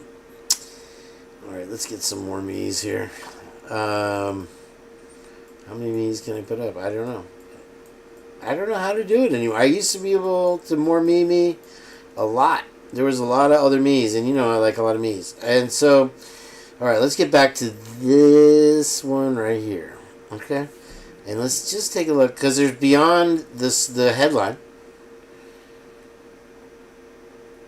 There are... Is it here? Is it here? Is it here? Yes. Okay, so these are the comments. These are a couple of comments. So some unknown short man planted Koberger's DNA at the house. Seems kind of thin. It's an after-party house. It's literally swimming in DNA. What about the knife sheath left on the scene? How does that get explained? Hold on. The good ones are coming. Alright, I think it's here. And one of the comments, okay, so here are the various GGs.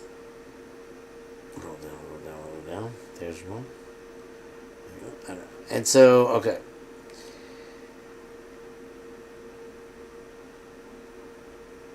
This is the whole thing. Let me see if we get if this is the one with the comments that I was just busting a nut over. Okay.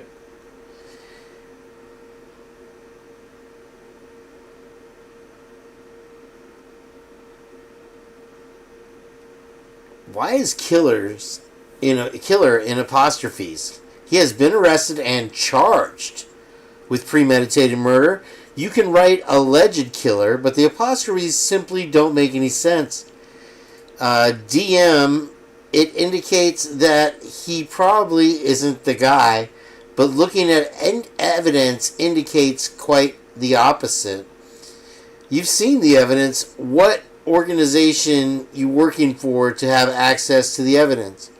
You don't need to comprehend well, do you? Okay, wait. Where is the good one?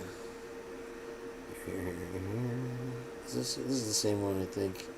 There was just one. Yeah.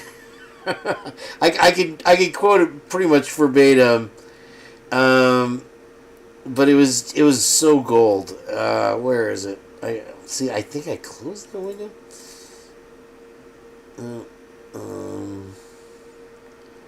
Let's see.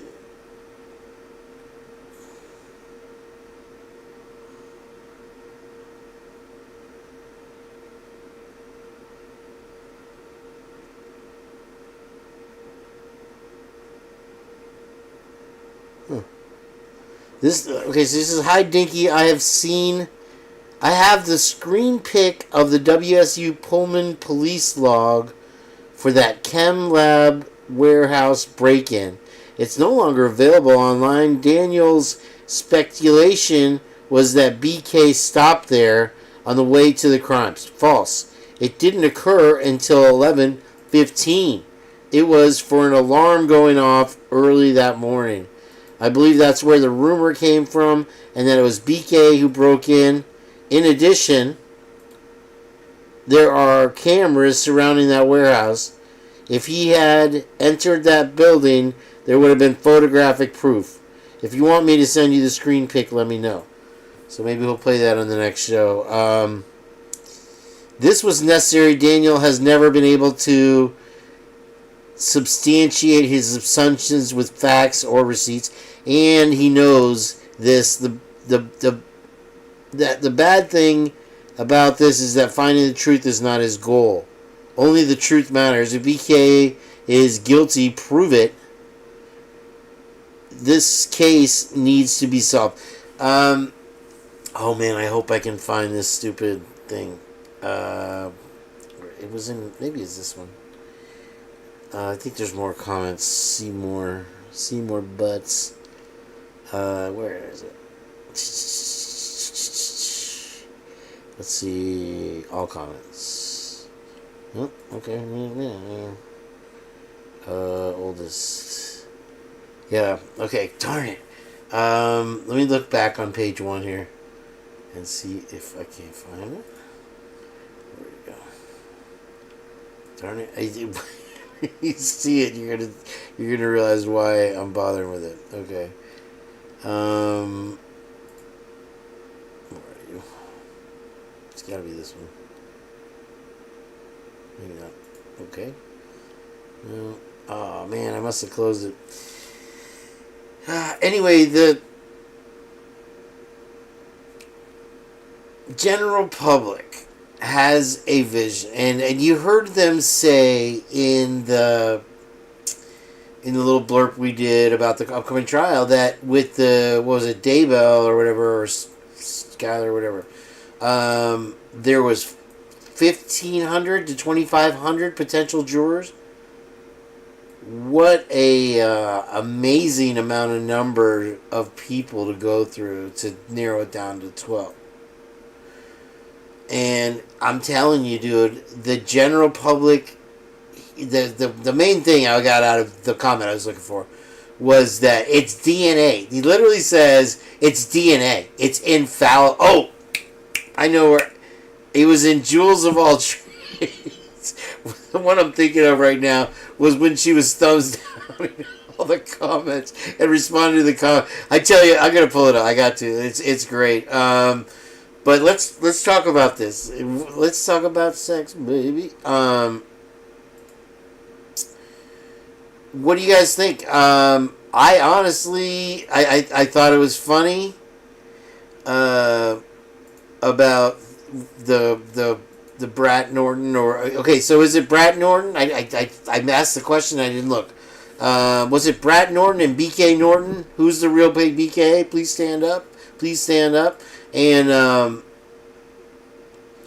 what do you think is going on there? If that's the same person or the person's daughter, that is just makes this whole thing. That stands out to me as far as news reports go, as big as Timmy Reed. It's so telling that if someone that was their friend that held Terry was in the house, was she also a student at WSU in Brian Koberger's class? Now, you have to remember, they just go up to students and they do these interviews, okay?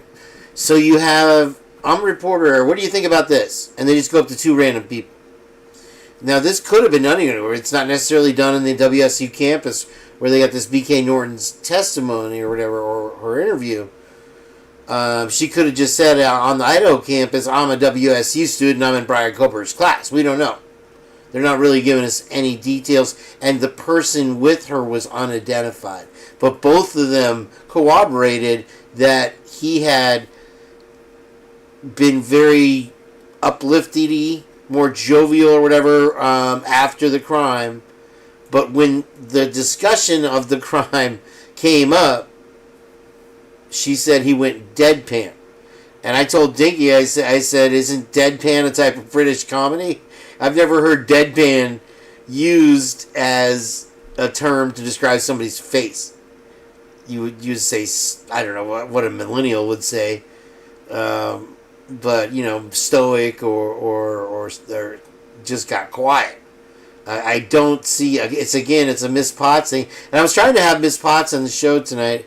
She must be busy. Maybe in the next couple of days I'll have her on. But it's another Miss Potts thing with the clad in black. Now you have deadpan. He went deadpan. And maybe it's just, I don't know, college student trying to be smart or whatever it is. It doesn't make, the term itself doesn't fit the character. And also they're saying, oh, he made comments about LGBTQ. And okay, so now that's fact. Now that's everything that he made derogatory comments, and the rest of the whole class liked him. They're talking to two people. She may be an LGBTQ, and she overheard something, and then now all of a sudden, 2 or 3 people think that. That doesn't mean the entire class cares. I don't know if they represent the whole class. They say they did. Yeah, so that's the other thing. And then what was the one I noticed? I forgot. I was telling Rockford it today too. That what somebody said. Oh gosh, one of those things. It'll come back to me. You know how I am. Okay, so what else did I have? I think I keep a short show tonight, you guys. Wow. Let's see here.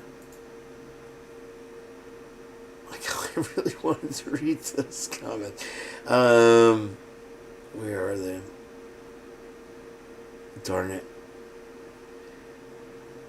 Oh, I guess I suck. Anyway, it's an off-putting thing now looking back. And it seems to be valid with the bar thing, with maybe he got drunk and lit somebody up over there. But then again, you have the whole thing that they propagated with the Bundy thing, that never dies, and the break-in, the kick door, where it was a 5'3" guy, but somehow that managed to get to the news when Timmy Reed didn't. So it's selective advertising for these law enforcement, and you can see from that guy that got tackled or whatever, that they have no problem on the fraternity end covering something up. Now, there was 37 of them being indicted for up to 3rd-degree murder, and it'll be interesting to see if that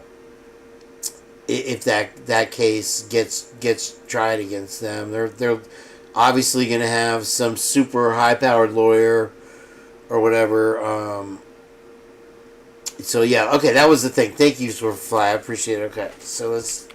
There she is. Okay. She. I don't know if you guys saw the one today. She was doing her hair. I love it. She's just like, you know what? This is how it is. This is it. I don't know if it was a video. Hold on. And she's going through reading the comments. It was cracking me up. I think this is it right here. I want to say it. When was this? Do you feel like you might be stuck in them forever? Well, this is from an hour ago. Putting on and taking Nice off crime your boots scene I have hassle-free, no matter ever your calf cleaned. size. Even after a long day. Excuse me? Was the whole neighborhood just in denial? Did they live upwind from a landfill? How did that happen?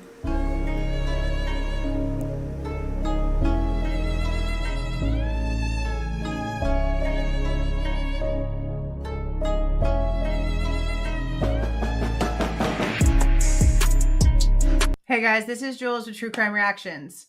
Disclaimer, everything stated in this video is my opinion and my opinion only. And just like everything else in these cases we discuss here on this channel, everything is alleged. Okay, so I'm deciding to take a break because this giant project that I've been working on in the Idaho 4 case is missing. Not missing, it's deleted. So I've had to start over.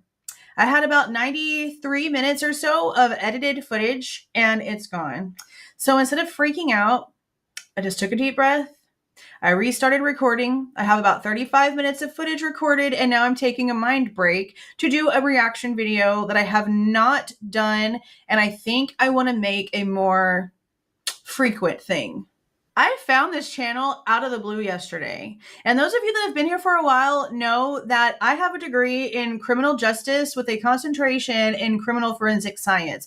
I wanted to be on scene, collecting evidence, doing all the dirty work to find the bad guy. But life went crazy, and now I have student loans that are ruining my credit and a degree that just collects dust. This got my attention, though. I am going to start watching these and reacting to them with you as I watch them, because this guy is a crime scene cleanup. Some of this might be not okay for some of you because some of you might get queasy whenever body fluids and different things are discussed. I don't really know how this guy tells his stories. Like, I don't know if he plays along with YouTubies. I mean, he has well over 2 million subscribers, so I guess YouTube really isn't messing with him too much. It's usually just us smaller ones that they like to screw with. Now we're going to start off just diving right in. This video of his is called Gnarliest Crime Scene I Have Ever Cleaned. This is your clue to probably just click on my next one if you can't handle gnarly. Here we go. What is the gnarliest crime scene you have ever cleaned? So without a doubt, this is the most popular question I've ever been asked on this channel. I'm sure. And I sort of vaguely answered it in the past. Is that a scrub daddy that's brown? It doesn't look like it's normal yellow. Sort of vaguely answered it in the past, but I never gave super clear, distinct answers because I wasn't sure how the algorithms on TikTok and Instagram would handle it, and I didn't really want. See? And it's crazy too because there's a lot of things out there that should not be allowed on YouTube. Disgusting things that should not be allowed on YouTube. But if you come out here and you speak about reality and you use real English words, you get punished. It really doesn't make sense. Want to get banned or censored from it. See. But I found out here on YouTube there's actual crime scene cleaning companies posting entire death cleanup processes on their channels with all the gory details for it to match. And if YouTube is allowing content like that on the platform, I can at least tell my story and the worst thing I've ever seen. Let me know in the comments if you guys want to start reacting to those videos. Obviously, don't watch them if you can't handle it. But this stuff is interesting to me. This is what I wanted to do with my life, and this is what I will end up doing with my life once my youngest son is a certain age. I guess and this is a reaction to your reaction. For me to jump into this field, this is where I want to be. That's funny. That's not the way I want to play. That's really cool, though. I'd be interested to hear. There it is. I'll leave off right where I left off. So now here's this one. I didn't watch it. I don't want to watch it. I don't care what this person has to say. Or the person with her, because they're both just dumb at this point. But this one is, what to expect from Bryan Kohberger's defense. How are you going to sit here and act like you know what the hell the defense is going to do at trial? That is still almost a year away. What is it, like 8-ish months away, something like that? How do you know? You're going based off of what exactly? Obviously not the documents, baby. And obviously not because you've sat there and watched the court hearings that we've had so far your damn self. So how are you going to get this information? If you are a viewer of Megyn Kelly and you have listened to all of this garbage, have you not stepped back and asked yourself, where is she getting all this from? Because this is not at all what's been going on. Or are you not paying attention yourself so you just believe her? It's a serious question. Noticer1488 must just be really, really bored with life. Thanks for not taking the Christmas break off. I normally don't watch your show, but am now. Good stuff. Also subscribed. Honey baby, she's lying to you. She also recorded this shit before August. You don't pay attention to anything. Ronald Stark 8342. Just curious how this author is privy to the conversations between Kohberger and his father. Honey, he's not. Nobody will speak to him. He has stated in his articles, in interviews that he has done about his stupid Idaho 4 articles, and information about his book, that none of the Kohberger family would talk to him. Just like Steve Gonzalez and the other family members of the actual victims won't give this idiot the time of day either. Just like Brian Kohberger's professor he was arguing with will not talk to him. Oh, man. Yet Megyn Kelly decides that he's the guest that needs to be on the show. Why? Because he's just as stupidly misinformed as she is. Amanda Lawrence 9709, you should be ashamed of the amount of lies and unproven facts you were spewing about this case. The audacity of this channel to poison the jury pool. Speculation and spewing of unproven facts is crazy to me. Do better over here, MK. Unsubscribed. The sad part is she's not going to care. She has like over 3 million subscribers. She's not going to care because just like this noticer who obviously doesn't notice anything. Okay, just like noticer here who doesn't notice that they're being lied to and subscribed, there's going to be more people subscribing to her for being blatantly loud-mouthed than are going to leave because she's a liar. Because the majority of people are not like us. So the majority of people are going to see this and they're not going to know, like we know, that this is crap, that this is lies. They're going to believe her. She needs to do the reactions with that hair thing on. Because she's backed by a reputable company. Melissa Green, her information isn't correct. Before people have the need to drag someone's name... Before I go any further, Phil, I know that a crime scene isn't necessarily a homicide, that even a fight can leave stuff all over the place, and there's more than just the blood. So, yeah, I'd be interested to hear what you have to say about that.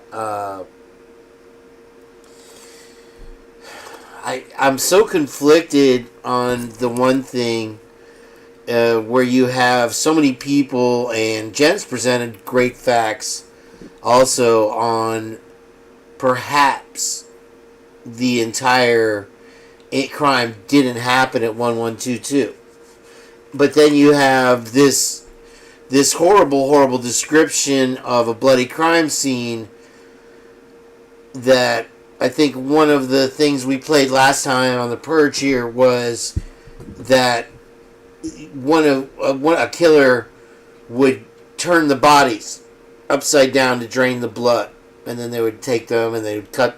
Maybe I didn't play it, but they were talking about if Rolo's here, they cut up the bodies and they literally put you in different towns and different cities. So your foot's in LA and your head is in Vista.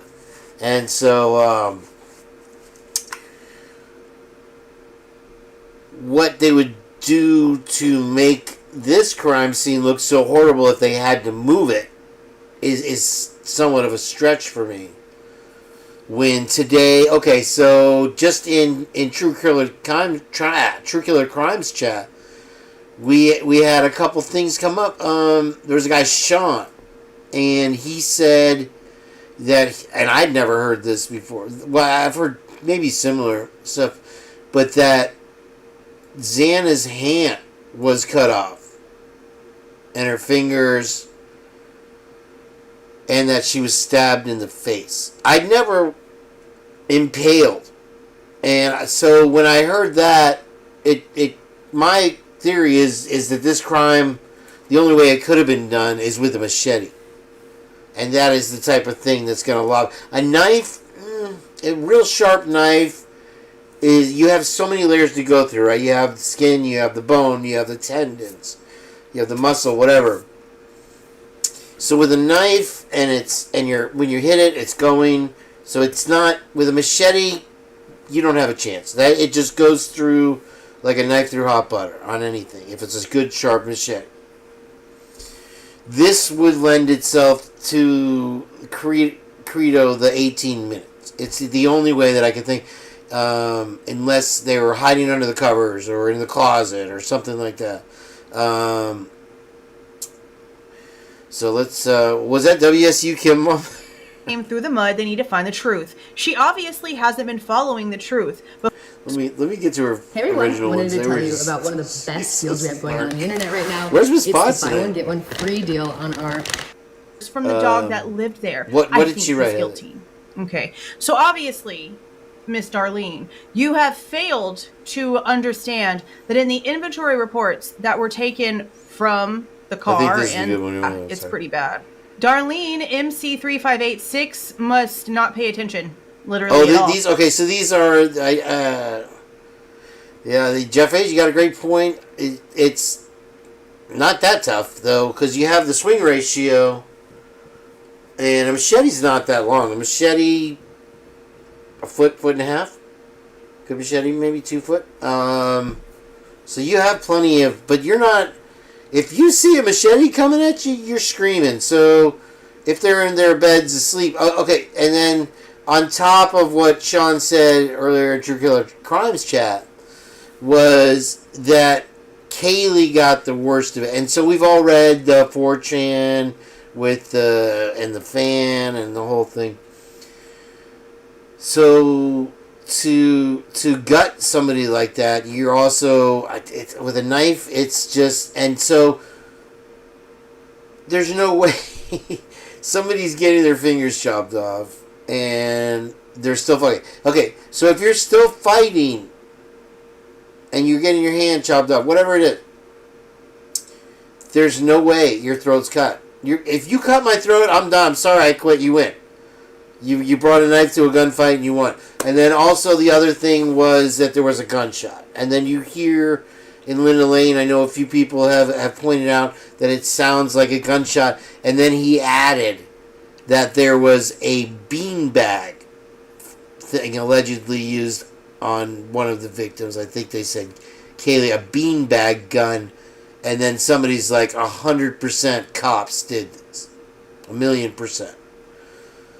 So those are just some things that I noticed in that today, and I wasn't even planning on talking about it, but it's just kind of stuck with me. I don't know that anybody else is familiar with those details. Maybe just Daniel is. I don't know. This is response to Megyn Kelly's ridiculousness. I hope the prosecution has matching DNA taken from his car or dog hairs from the dog that lived there. I think he's guilty. Okay, so obviously, Miss Darlene, you have failed to understand that in the inventory reports that were taken from the car and the Could you imagine being her kid?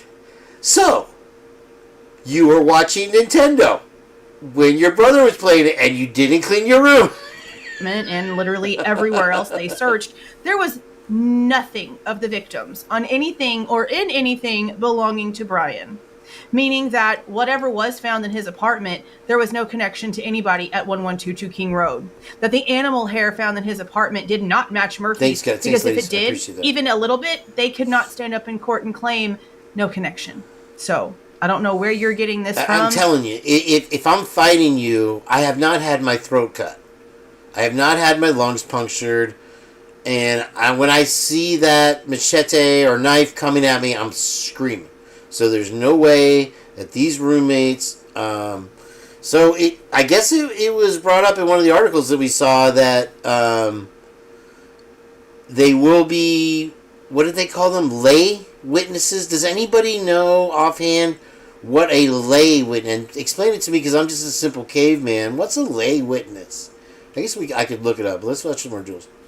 Or where your hopes and dreams are coming from for this case. But if you just paid a little bit of attention to actual factual official information, you wouldn't have wasted so much time.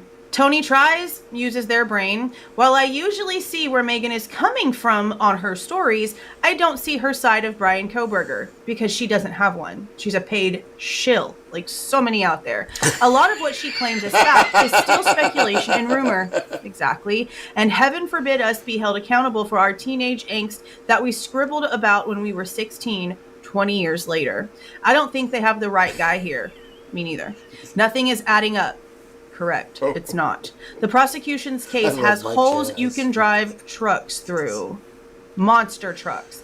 Semi-monster trucks. Shit, fly a Boeing through them things. Don't be hating one. Got this comment correct. Correctamundo. Love you, Megan, but you run the risk of being a typical MSN propagandist if you don't dig deeper or, at all, because let's be for real, shouldn't do any of this research. Her damn self. Also, Bloom is a great writer, but be skeptical of those profiting off the tragedy. He's a great fiction writer. I'm not going to sit here and act like he doesn't have a way with words. He does know how to put things down on paper, but the way that he does it on the subjects that he does it on is gross. Prayer Warrior 37, so a godly person, apparently. He is wasting tax dollars playing this game. Go to jail, period. Heart. What is wrong with you? Well, this GG is not like the other GG. This GG has a brain. Innocent until proven guilty. I saw that one, Heather. Watch Pop.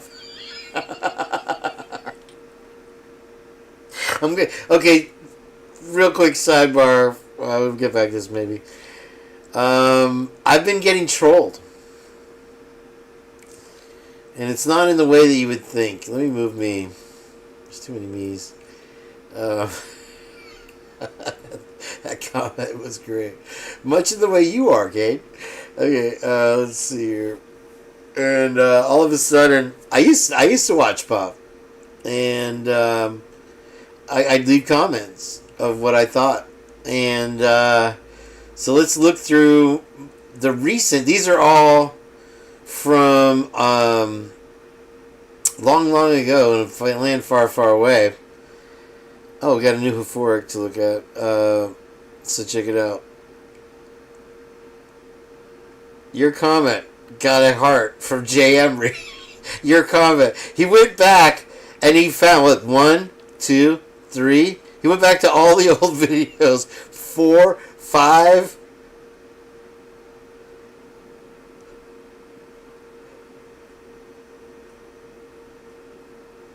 I'm sure there's more. That's why I'm still looking. There's one. Oh, that's from True Killer. Wait. 6, 7, 8. They just all of a sudden started popping up in my notifications. All these hearts from Jay Emery all of a sudden. Oh, man. And I'm just like, it still doesn't legitimize anything. I appreciate hard work. Don't get me wrong. Oh, man. Is there more? There's probably more. 7, 8. How many was that? So I got trolled through my notifications. Listen, I asked him to apologize. All he had to do was apologize to my Heather, and everything was fine. Couldn't do that. Just be a gentleman, that's all. Guilty in the court of law. Transfer/touch DNA does not put him at the scene of the crime. Correctamundo. It does not. Now, the next person literally right under Gigi obviously has no brain and knows nothing when it comes to actual DNA, especially transfer or touch, because Corey5860 says Brian left his DNA on the bed where he committed the crime. All evidence will come out and he will be found guilty. Let's see if this comment gets deleted like the last. Honey baby, nobody's deleting your comments. I have people accuse me of deleting comments all the time, and most of the time it's whenever I'm driving around, I'm in town, I'm couponing, where I'm not even paying attention to the comments. So if I'm responding back to somebody and like technically arguing with them because they're being dumb, and so I'm just being dumb right back, and then they I'm just going to ask, are you deleting my comments, but you can still see all my comments? What kind of dumbass do I look like deleting your comment, but leaving my rebuttal to where it obviously looks like I deleted a comment? I'm sorry, but if I delete your shit, I'm deleting everything that comes with it, not just whatever you said. If you get deleted and you still see me talking, YouTube deleted you, baby.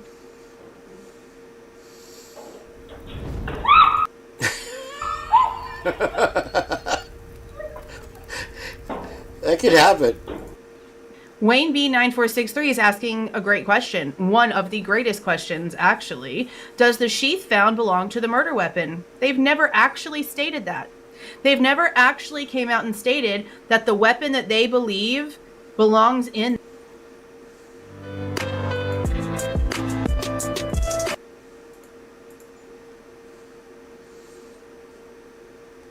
What is this? I'm sorry, I turned the music off because I want to be able to play this in the replay.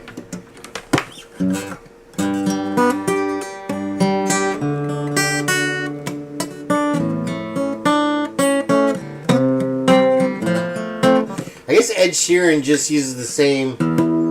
I bumped my guitar on the way over here.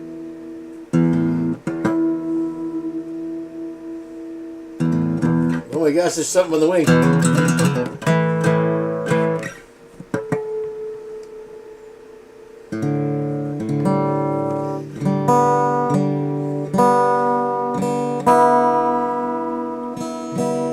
I wondered the same thing myself, Nothing Half-Ass. It's,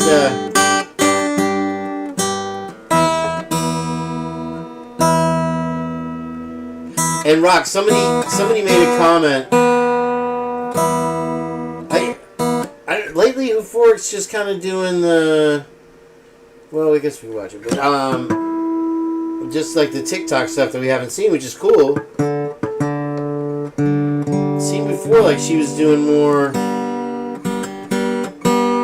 investigational stuff.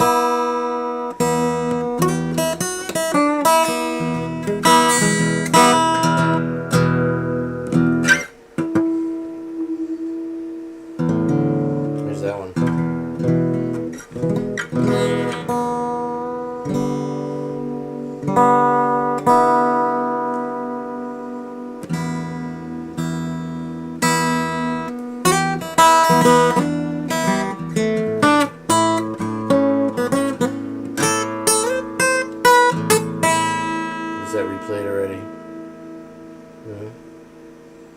Is so funny. Okay, it's you know what? While this is playing in the background, I'll just tell. I came Dream Time, and it was only with my dog Aki this time.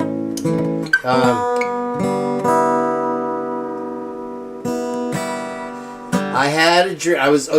I had this dream that me and my dog were in this city, and we couldn't. Make any money or anything. We're broke, and so we found this like abandoned apartment building, and all I remember is just walking up these like really narrow white staircase, and in this building it was totally abandoned and dilapidated, but we found this empty apartment, right? And here, I'll keep playing this for you. And so we're chilling there, and then all of a sudden all these people start coming through. And they're connected, and there's no like way to lock the doors or anything in this place. I thought we had it to ourselves. And I'm like, in my dreams, I'm always trying to feed my dog, because I used to feed him like Heather does, with Pippopotamus every meal. I'd mix in the chicken or whatever with the kibble and rice and stuff. And so, anyway, they start getting all threatening and bully and stuff. And they have... I remember at one point where this guy had a knife to my throat, and I woke up, and so I had to wake up to use the bathroom or whatever, and got up, went back to bed, and then I turned it around because I was like, oh, well, I'm on YouTube, and then all of a sudden everybody like was scared of me. Like, he's on YouTube.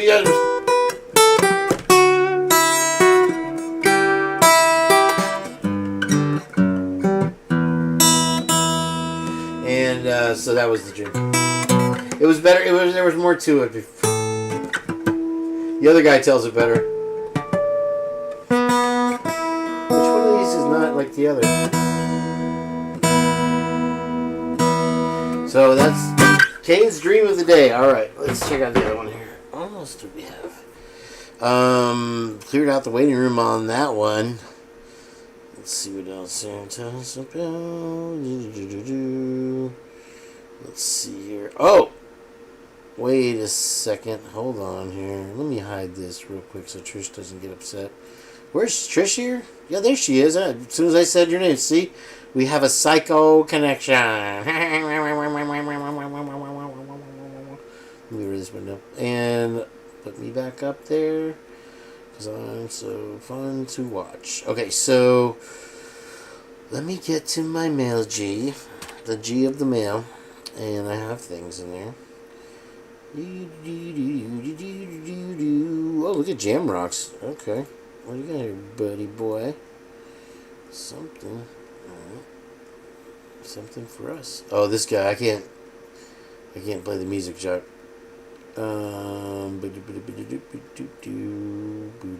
It's cool though. Sorry, I just is this guy jamming on the guitar is like me at 2:30 in the morning. Oh, this is great. Hold on. You're not a quitter. Of course, it's music there. Hold on. Sorry, darn it.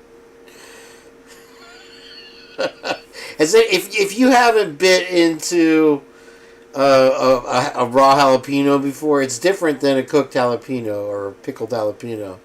Let me tell you, he doesn't want to give up on it. That's gonna be burning the heck out of his mouth. Those seeds are so hot. And I got took on that. I also fell for the cinnamon on a spoon experiment. Thanks, Rock, for that. Hold on. Let me add this one more time. Welcome in, Trish. How are you doing? It's nice to see you. I watched. We played your part of your thing in the other show. Let's see what this is.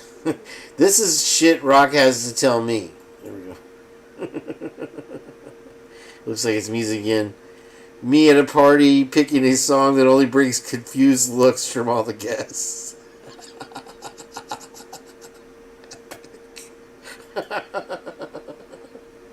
Sorry. Okay, wait. Oh, my bad. Oops. Don't look. Okay. Let's see here. There we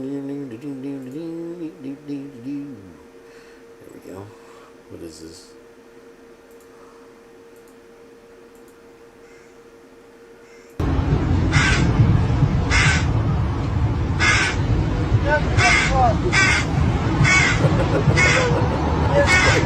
His wife for a previous life. That's classic. Hold on, there's more. Oh gosh.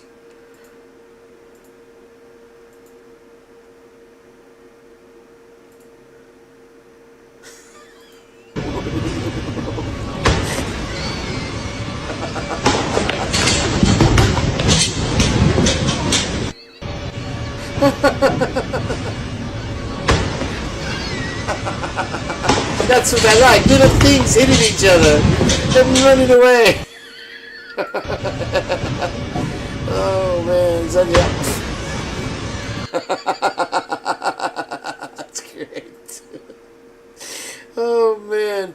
Oh crap. Okay, what was I doing? I don't even remember. 2 hours, 15 minutes. Not bad. Okay. Oh, I hate this commercial so much. Is it me or is that guy really messed up? Okay. Yeah. Florida, roll with us. So now you can lose money and the house always wins from the comfort of your own home. Alright, we played this guy already. And where was I? On YouTube, doing the thing, looking at the thing. I left a comment. I left a comment, and I'm wondering if Colder Covered thinks I'm nuts, but she does already. I got my answer on that. The last time we did a show here on the Purge, the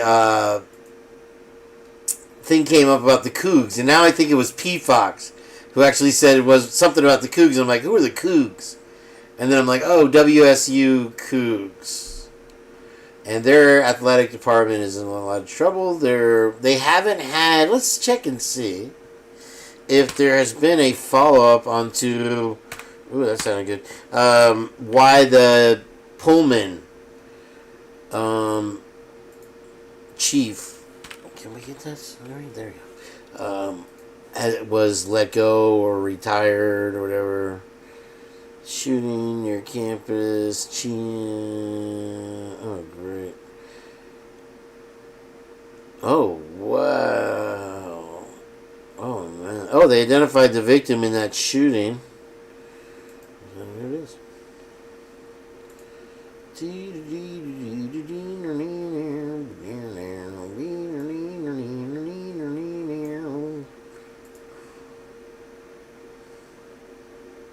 Well, tonight we know the name of the man shot to death in Pullman. The Whitman County coroner says the victim was 28-year-old Darcy Taylor Spracklin from Pullman.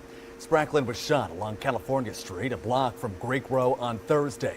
He was rushed to the hospital where he died later that night. The coroner says Spracklin was shot multiple times and his death is considered a homicide. Investigators not saying much more. What? Was it Darcy Spracklin? That's a guy?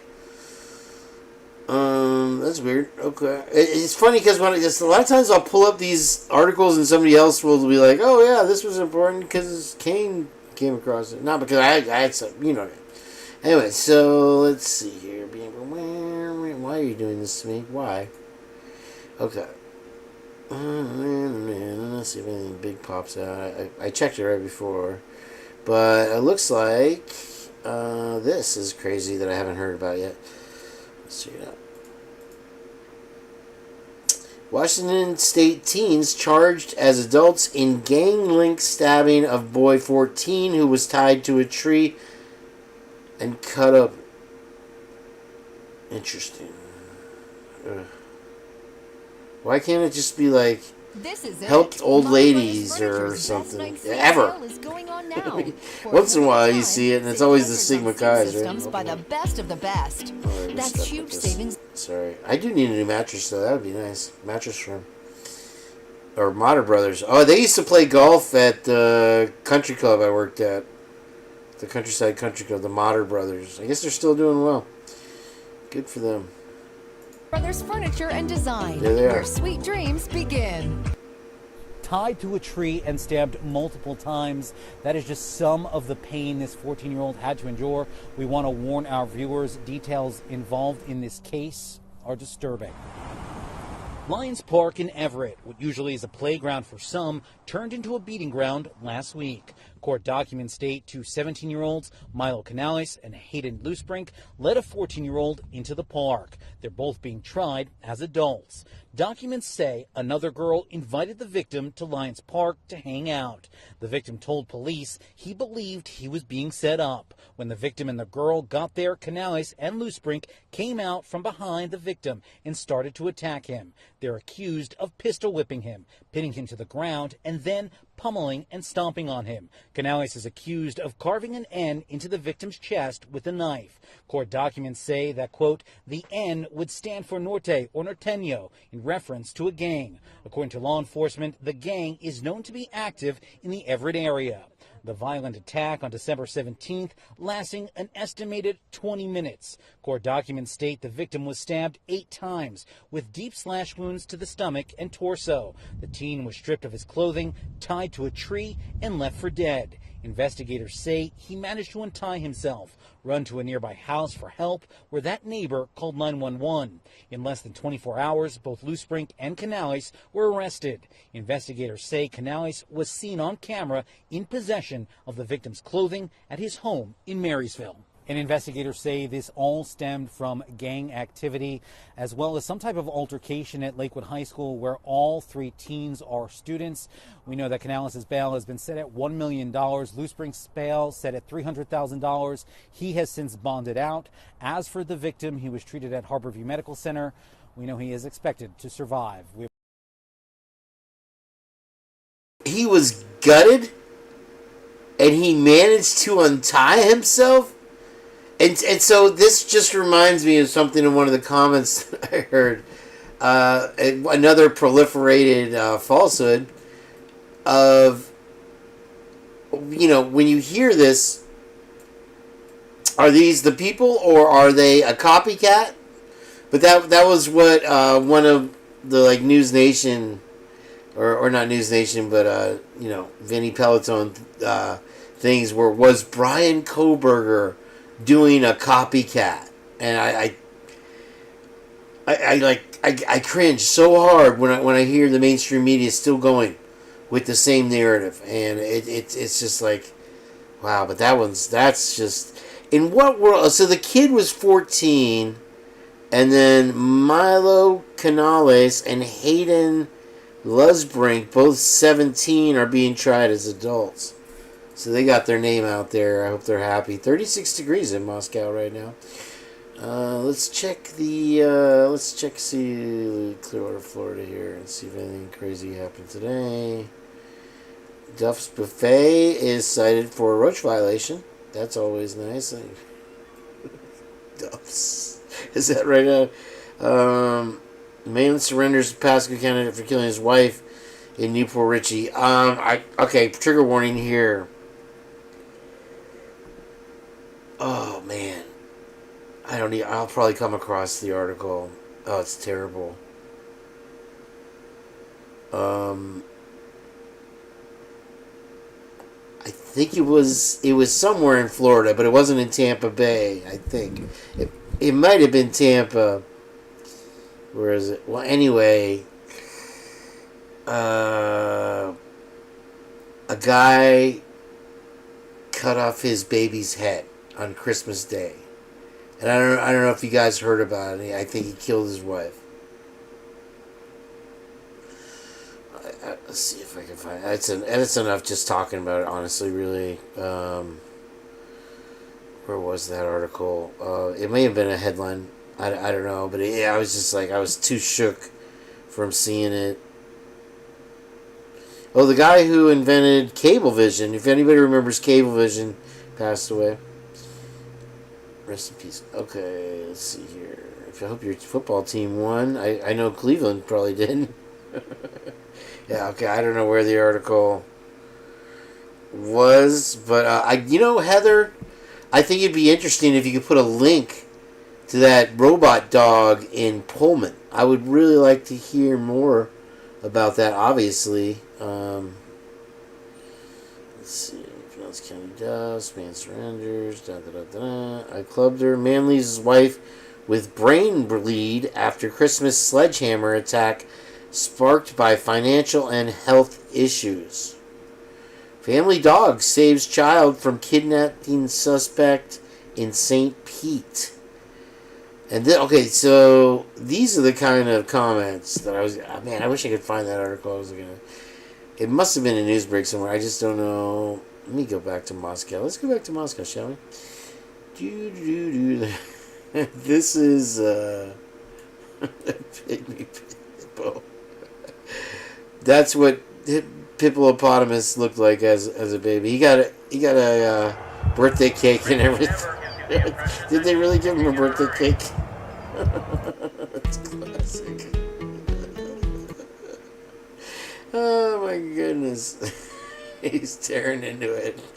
Moo Dang made a prediction for the 2024 presidential election. Trump or Harris? Which one did you pick? It looked like he picked Harris. Oh wait, but this is Biden and Trump from 2021. My bad. Oh, the Trump basket was the winner. Yep, there we go. Oh, we got it right. Look at that. Yeah, so if Heather's got Heather. What was the news about Meatloaf today? There was some kind of news. I was backstage at the Meatloaf concert. I didn't get to meet him. He wasn't feeling well, but I was hanging out with the background singer. I had a picture of it. I hung it up in my studio, and that's lost forever. Let's see here. Let's see what's on Kane's feed here. We're only at 223. That's nothing by Purge standards. I've been seeing a lot of new creators popping up with stuff and things and stuff. If anybody knows, what is this? What? Okay. When you got out. Like Canelo, no fucking problem, yeah? Out straight, no problem. What? How do you think you would beat Ilia Abturo, Top Toro? Bang, give that man a can of Coke. I don't try to see because I'm already.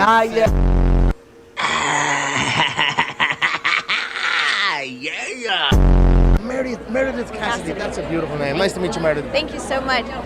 When you got out of your vehicle, the crowd erupted. Like Canelo, no fucking problem, yeah? The actual F. Oh, man. But yeah, faces I haven't seen before tend to be all over. We got to get the manatee. Let's check it out. Aww. Look at him. He's just looking for his gay brother. That's all. They started at a young age in the manatee world.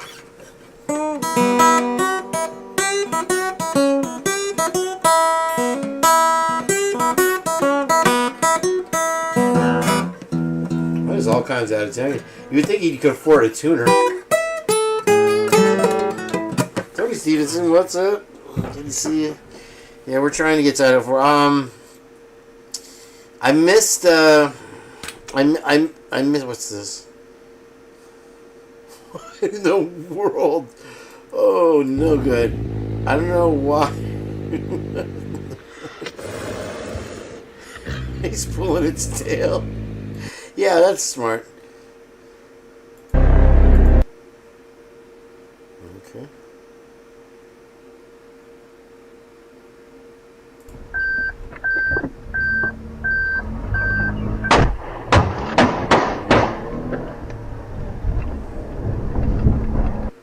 Man, being an Uber driver is rough.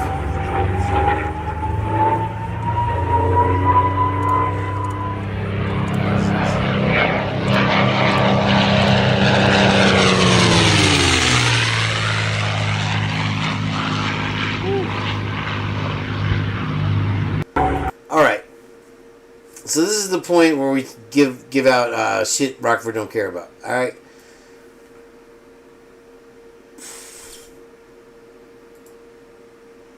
What in the world is going on here in this picture with this lady? Tell me. And what do you guys think? This seems as just crazy enough to be a part of this case. Let's look at the nose. Nose could be. Nose looks pretty good. Hairline. Oh, sorry. Yeah, stop, Kane. Look at it. No, I can't do it anymore. I can't get it. I can't do it. I'm trying to move it. It won't move. Okay, there we go. It's a different, she's got a sardonic smile there as opposed to, and so the glasses, the teeth, I don't see teeth there, the eyes is harder. And so I'm trying to explain this to Rockford, who could care less about anything here, but he'd be interested to know why this is important. And the reason I asked it is that Brad Norton wasn't that Brad Norton's last name, Brad Norton?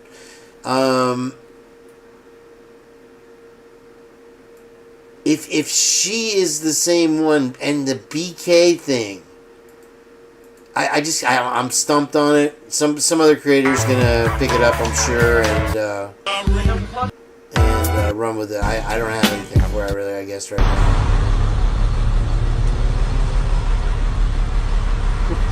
It is.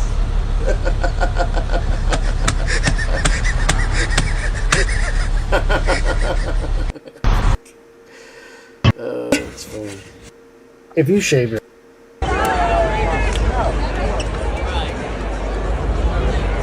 So, y'all so awkward. become a master of AI tools. Copyright strike after copyright strike here. All right. Yeah.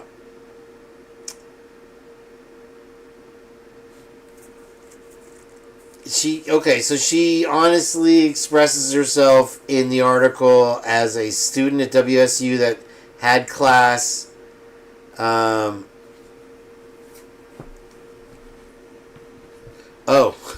Sorry. Thanks to us. How long was I doing that for? That's fun. There's the hippo. I don't know what I was even playing now.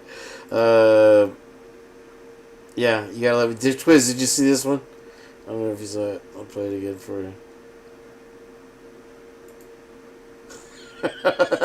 Well, I love how he cut off half of the Ford Taurus. Like, even the windshield is literally cut in half. They put a plexi over it.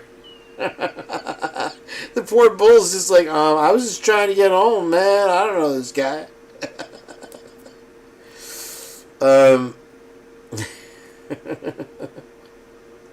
You can't see still. My bad. The poor bull. That just had to be Lice?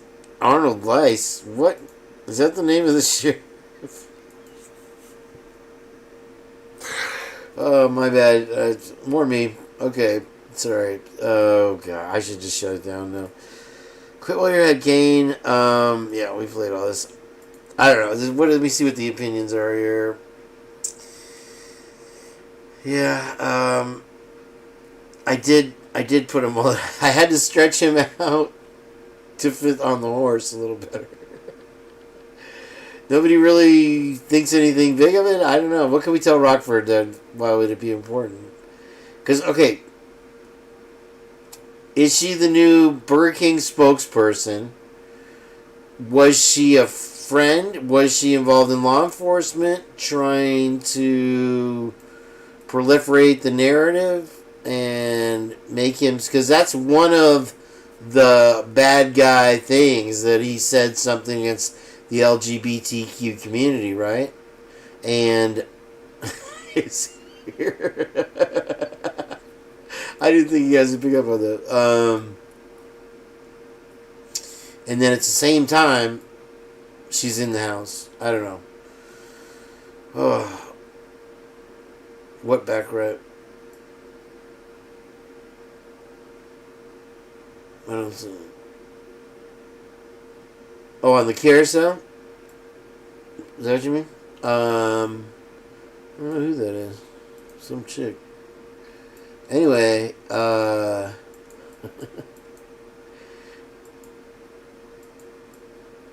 then you have, I don't know if anybody caught the witch on the top. So, alright. Let's keep going, see if anything new. It's gotta be something. Always something. This is great. They're shooting this shark. I mean, the thing is, you've got a unicorn in the middle of the ocean. And then you've got like an elephant gun to take sharks out. I don't know. The sharks follow these boats because the galleys will dump the remains in the water, and so to expect to be unencumbered swimming behind or swimming by a boat is stupid. We saw what happened with that kid that jumped off the boat. They were on their graduation last year. And he was taken out by a shark, which was terrible. Let's see what else I can waste your time with. Delphi, Thunder Allen, okay. Looks like Elle's got one coming up. That doesn't look fun right there. Are you kidding me? Are you kidding? Yep. See ya. Holy! Oh Oh, I did not This realize is one he was crazy space perspective. jumping. Nice. All right. 3, 2, 1. Yep. See ya. Holy! Oh, man. Let's see what else here. I got off topic today. I'm sorry it happened.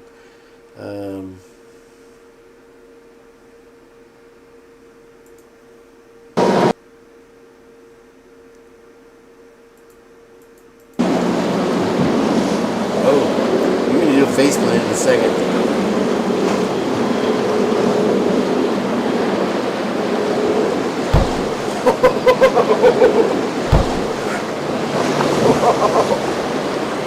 Now I have a migraine, Heather.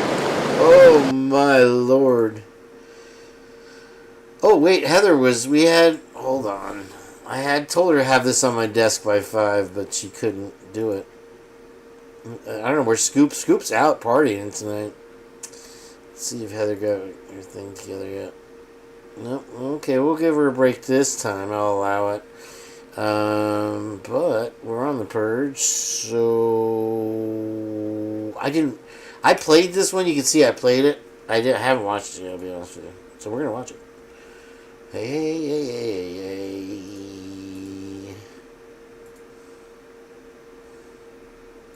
Last weekend, Sarah Robinson talked exclusively with her father in Avondale today. Still so many questions, Sarah. Yes, a lot of questions. Xana Kernodle was raised in Idaho, but she spent time here in the Valley since her dad moved to Avondale a few years ago. He describes her as fun, smart, and strong-willed, and says it's impossible to imagine she was killed in the worst homicide police say they've ever seen in this small Idaho city. She didn't really worry about the drama stuff that much.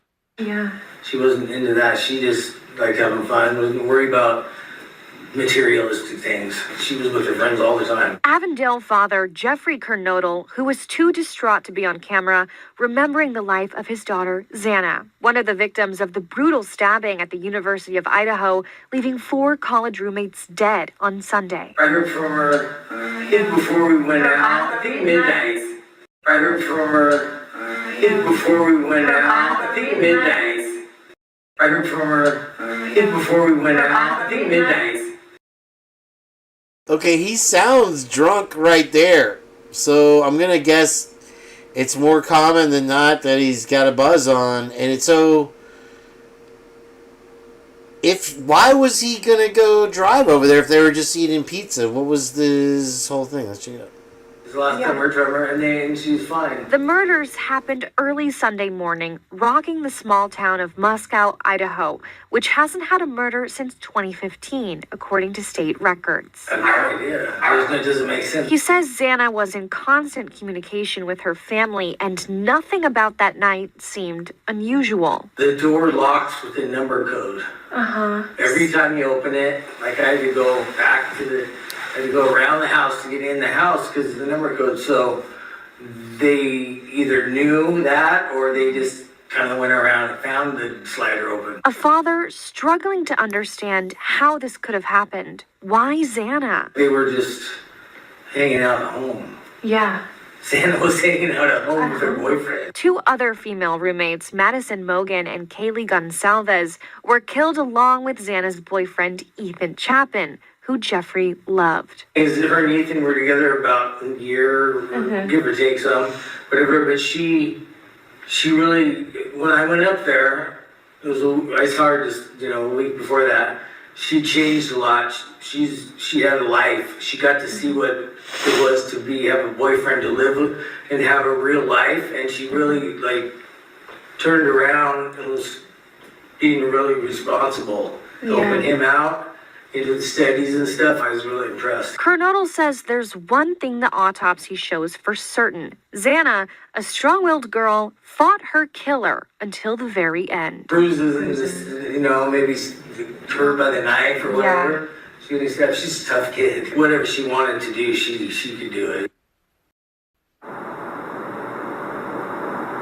A very disturbing case. Investigators say they still believe this is a targeted attack, but the killer is still out. That kind of just tells you who he was. because he wasn't tied to everyone in that room. Ethan wasn't supposed to even be there.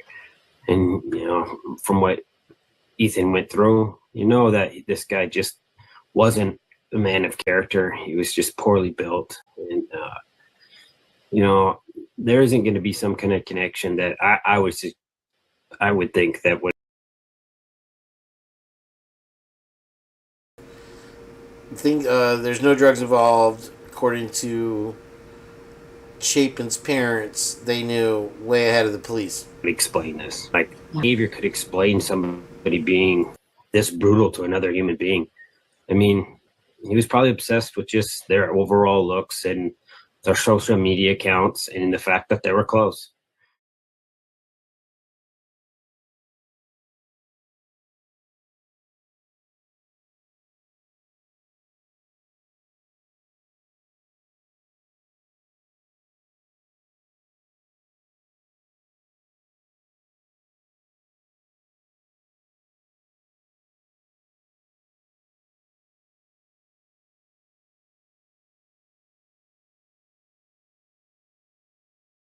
There is an interview with Jeff, Xana's father, where he says that he had spoken to Xana around midnight and that her and Ethan were already home. That's what he told me personally, was that he spoke with her and that, they were at the party and that there was that altercation and, she was fine. She was at home. She was fine.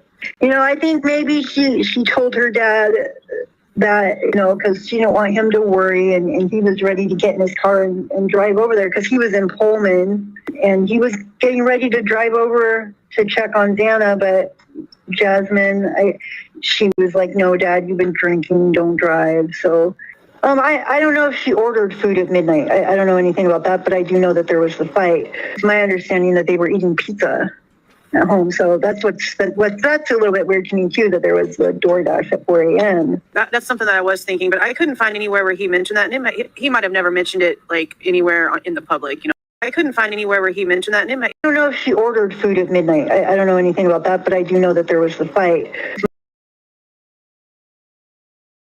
Did she literally say, I do know there was the fight? My understanding, she was like, no, Dad, you've been drinking, don't drive. So I don't know if she ordered food at midnight. I don't know anything about that, but I do know that there was the fight. It's my understanding that they were eating pizza at home. So that's a little bit weird to me too, that there was the DoorDash at 4 a.m. That's something that I was thinking, but I couldn't find anywhere where he mentioned that. And he might have never mentioned it like anywhere in the public. That might have just been conversations that you guys had between the two of you.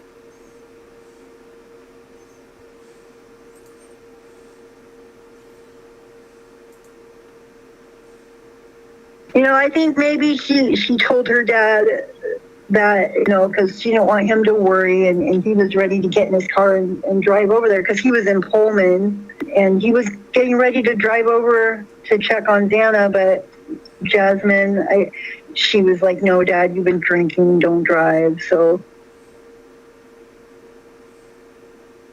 Because he wasn't tied to everyone in that room. Ethan wasn't supposed to even be there.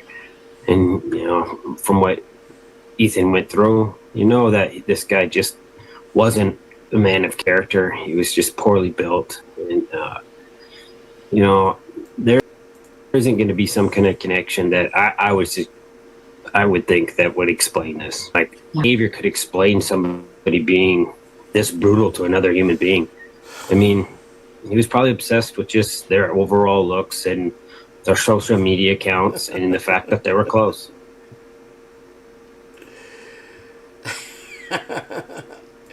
So when you can't establish a motive in any detective's arsenal, that's the number one thing, is a motive. There doesn't appear to be a motive with this suspect. Sorry, Jeff. I don't think he was jealous of anything. And yeah, it's very not a man of character, not a strong man, not a well-built man or person. Who? who are they referring to? The killer or Ethan?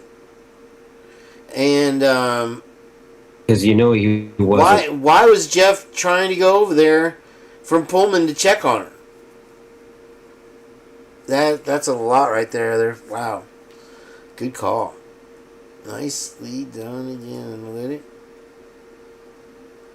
Let's see what else. We're at 2:44. I'm gonna shut down soon. Got it up. Okay. Let's see here. Okay, the interview room is back. You want to play that? We'll keep it going with the interview. Oh man, that lady. Oh, who's Crime Circus Cult is back in the house. All right. Let's see what he has to say for himself this time. Heather deleted her post. There's a podcast with Peterson. So we totally had an eventful day. Nothing like a tornado warning, waking you up out of bed, having to take shelter. The weather today has been wild. Yeah, it's been wild over there. All kinds of stuff. I will also be dropping several videos this week because I have a lot to say about the current media coverage. And maybe we'll try to get her and Miss Potts on the show together. Podcast with Peterson, the two Annies. I think Peterson and Potts. I'm Peterson. She's Potts. She's Peterson and I'm Potts. Together, we're Peterson and Potts. Swiffer Fly. Get the names right. Okay. So, where's Tamara? Tamara. We got Cheryl Butler here. Whatever. Has anybody heard anything from Marietta Rosa? It's been a while. Last I heard, the dogs were getting stalked by wolves. I miss Marietta Rosa. Yeah, I have Love Tina still, though, thank God. Alright, let's get with this one. Whew. That was loud. Wow. Out shoulders, skinny guys. Very nice.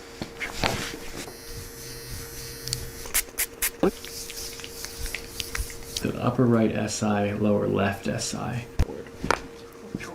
Ooh. Ooh. More, hold on. Whoa. Nice and gentle breathing, sinking in here. Gotta follow the breath. C1 here on the left. Right in this position right there is where it needs to go.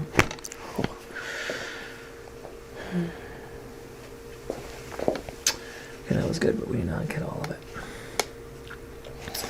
There's still another one. Very gentle. The bottom, C6. Good. Whew. That was loud. No, that's not right. Wow. Whew. I've noticed something about these videos that they tend to do ladies because women's bones will crack a little higher. With guys, when they do it, it sounds like two blocks clinking together. It's like guys' bones are just bigger and louder and more out of place. It's like when I try to crack my back when I can't. But this couch really lends itself. The other day I put my foot up and I just turned my foot and the whole right side of my back cracked. It's like really crazy. Yeah, that's he's got a beautiful wife. He had her on. China is unveiling the future of military technology at Airshow China 2024, introducing a new generation of light arms and an innovative creation, robotic wolves, modeled as wolves. These machines adopt a pack strategy for coordinated missions. The robotic wolf pack consists of 4 specialized units, each with a unique role. One wolf leads with advanced reconnaissance equipment to gather critical frontline intelligence. Another supports the team with ammunition supplies. 2 other wolves are armed with firearms that can serve as the primary combat forces. Together, they are controlled and coordinated by a central vehicle, allowing the pack to operate within a 2-kilometer range for up to 3 hours. China. And there's the reality of it, folks. For so long they've been trying to introduce this to us as Scruffy, the furry robot dog. And we all knew, and we saw the video of one in LA, and then now Heather claims that Pullman is already using one of these on its citizens. So I guess nobody's seen Terminator 2. I don't know. I really don't think it's going to be doing me much good to take an axe to the first one I see. But I will anyway. It'll probably cost me $50,000. I said, man, you know, when I was with the boy. I love that guy. Oh, let's see what else here. Oh, wow. There's the crash. That's a crazy story, that Randy Rhoads crash story in Orlando. I did it once on the Purge, but I'll do it again.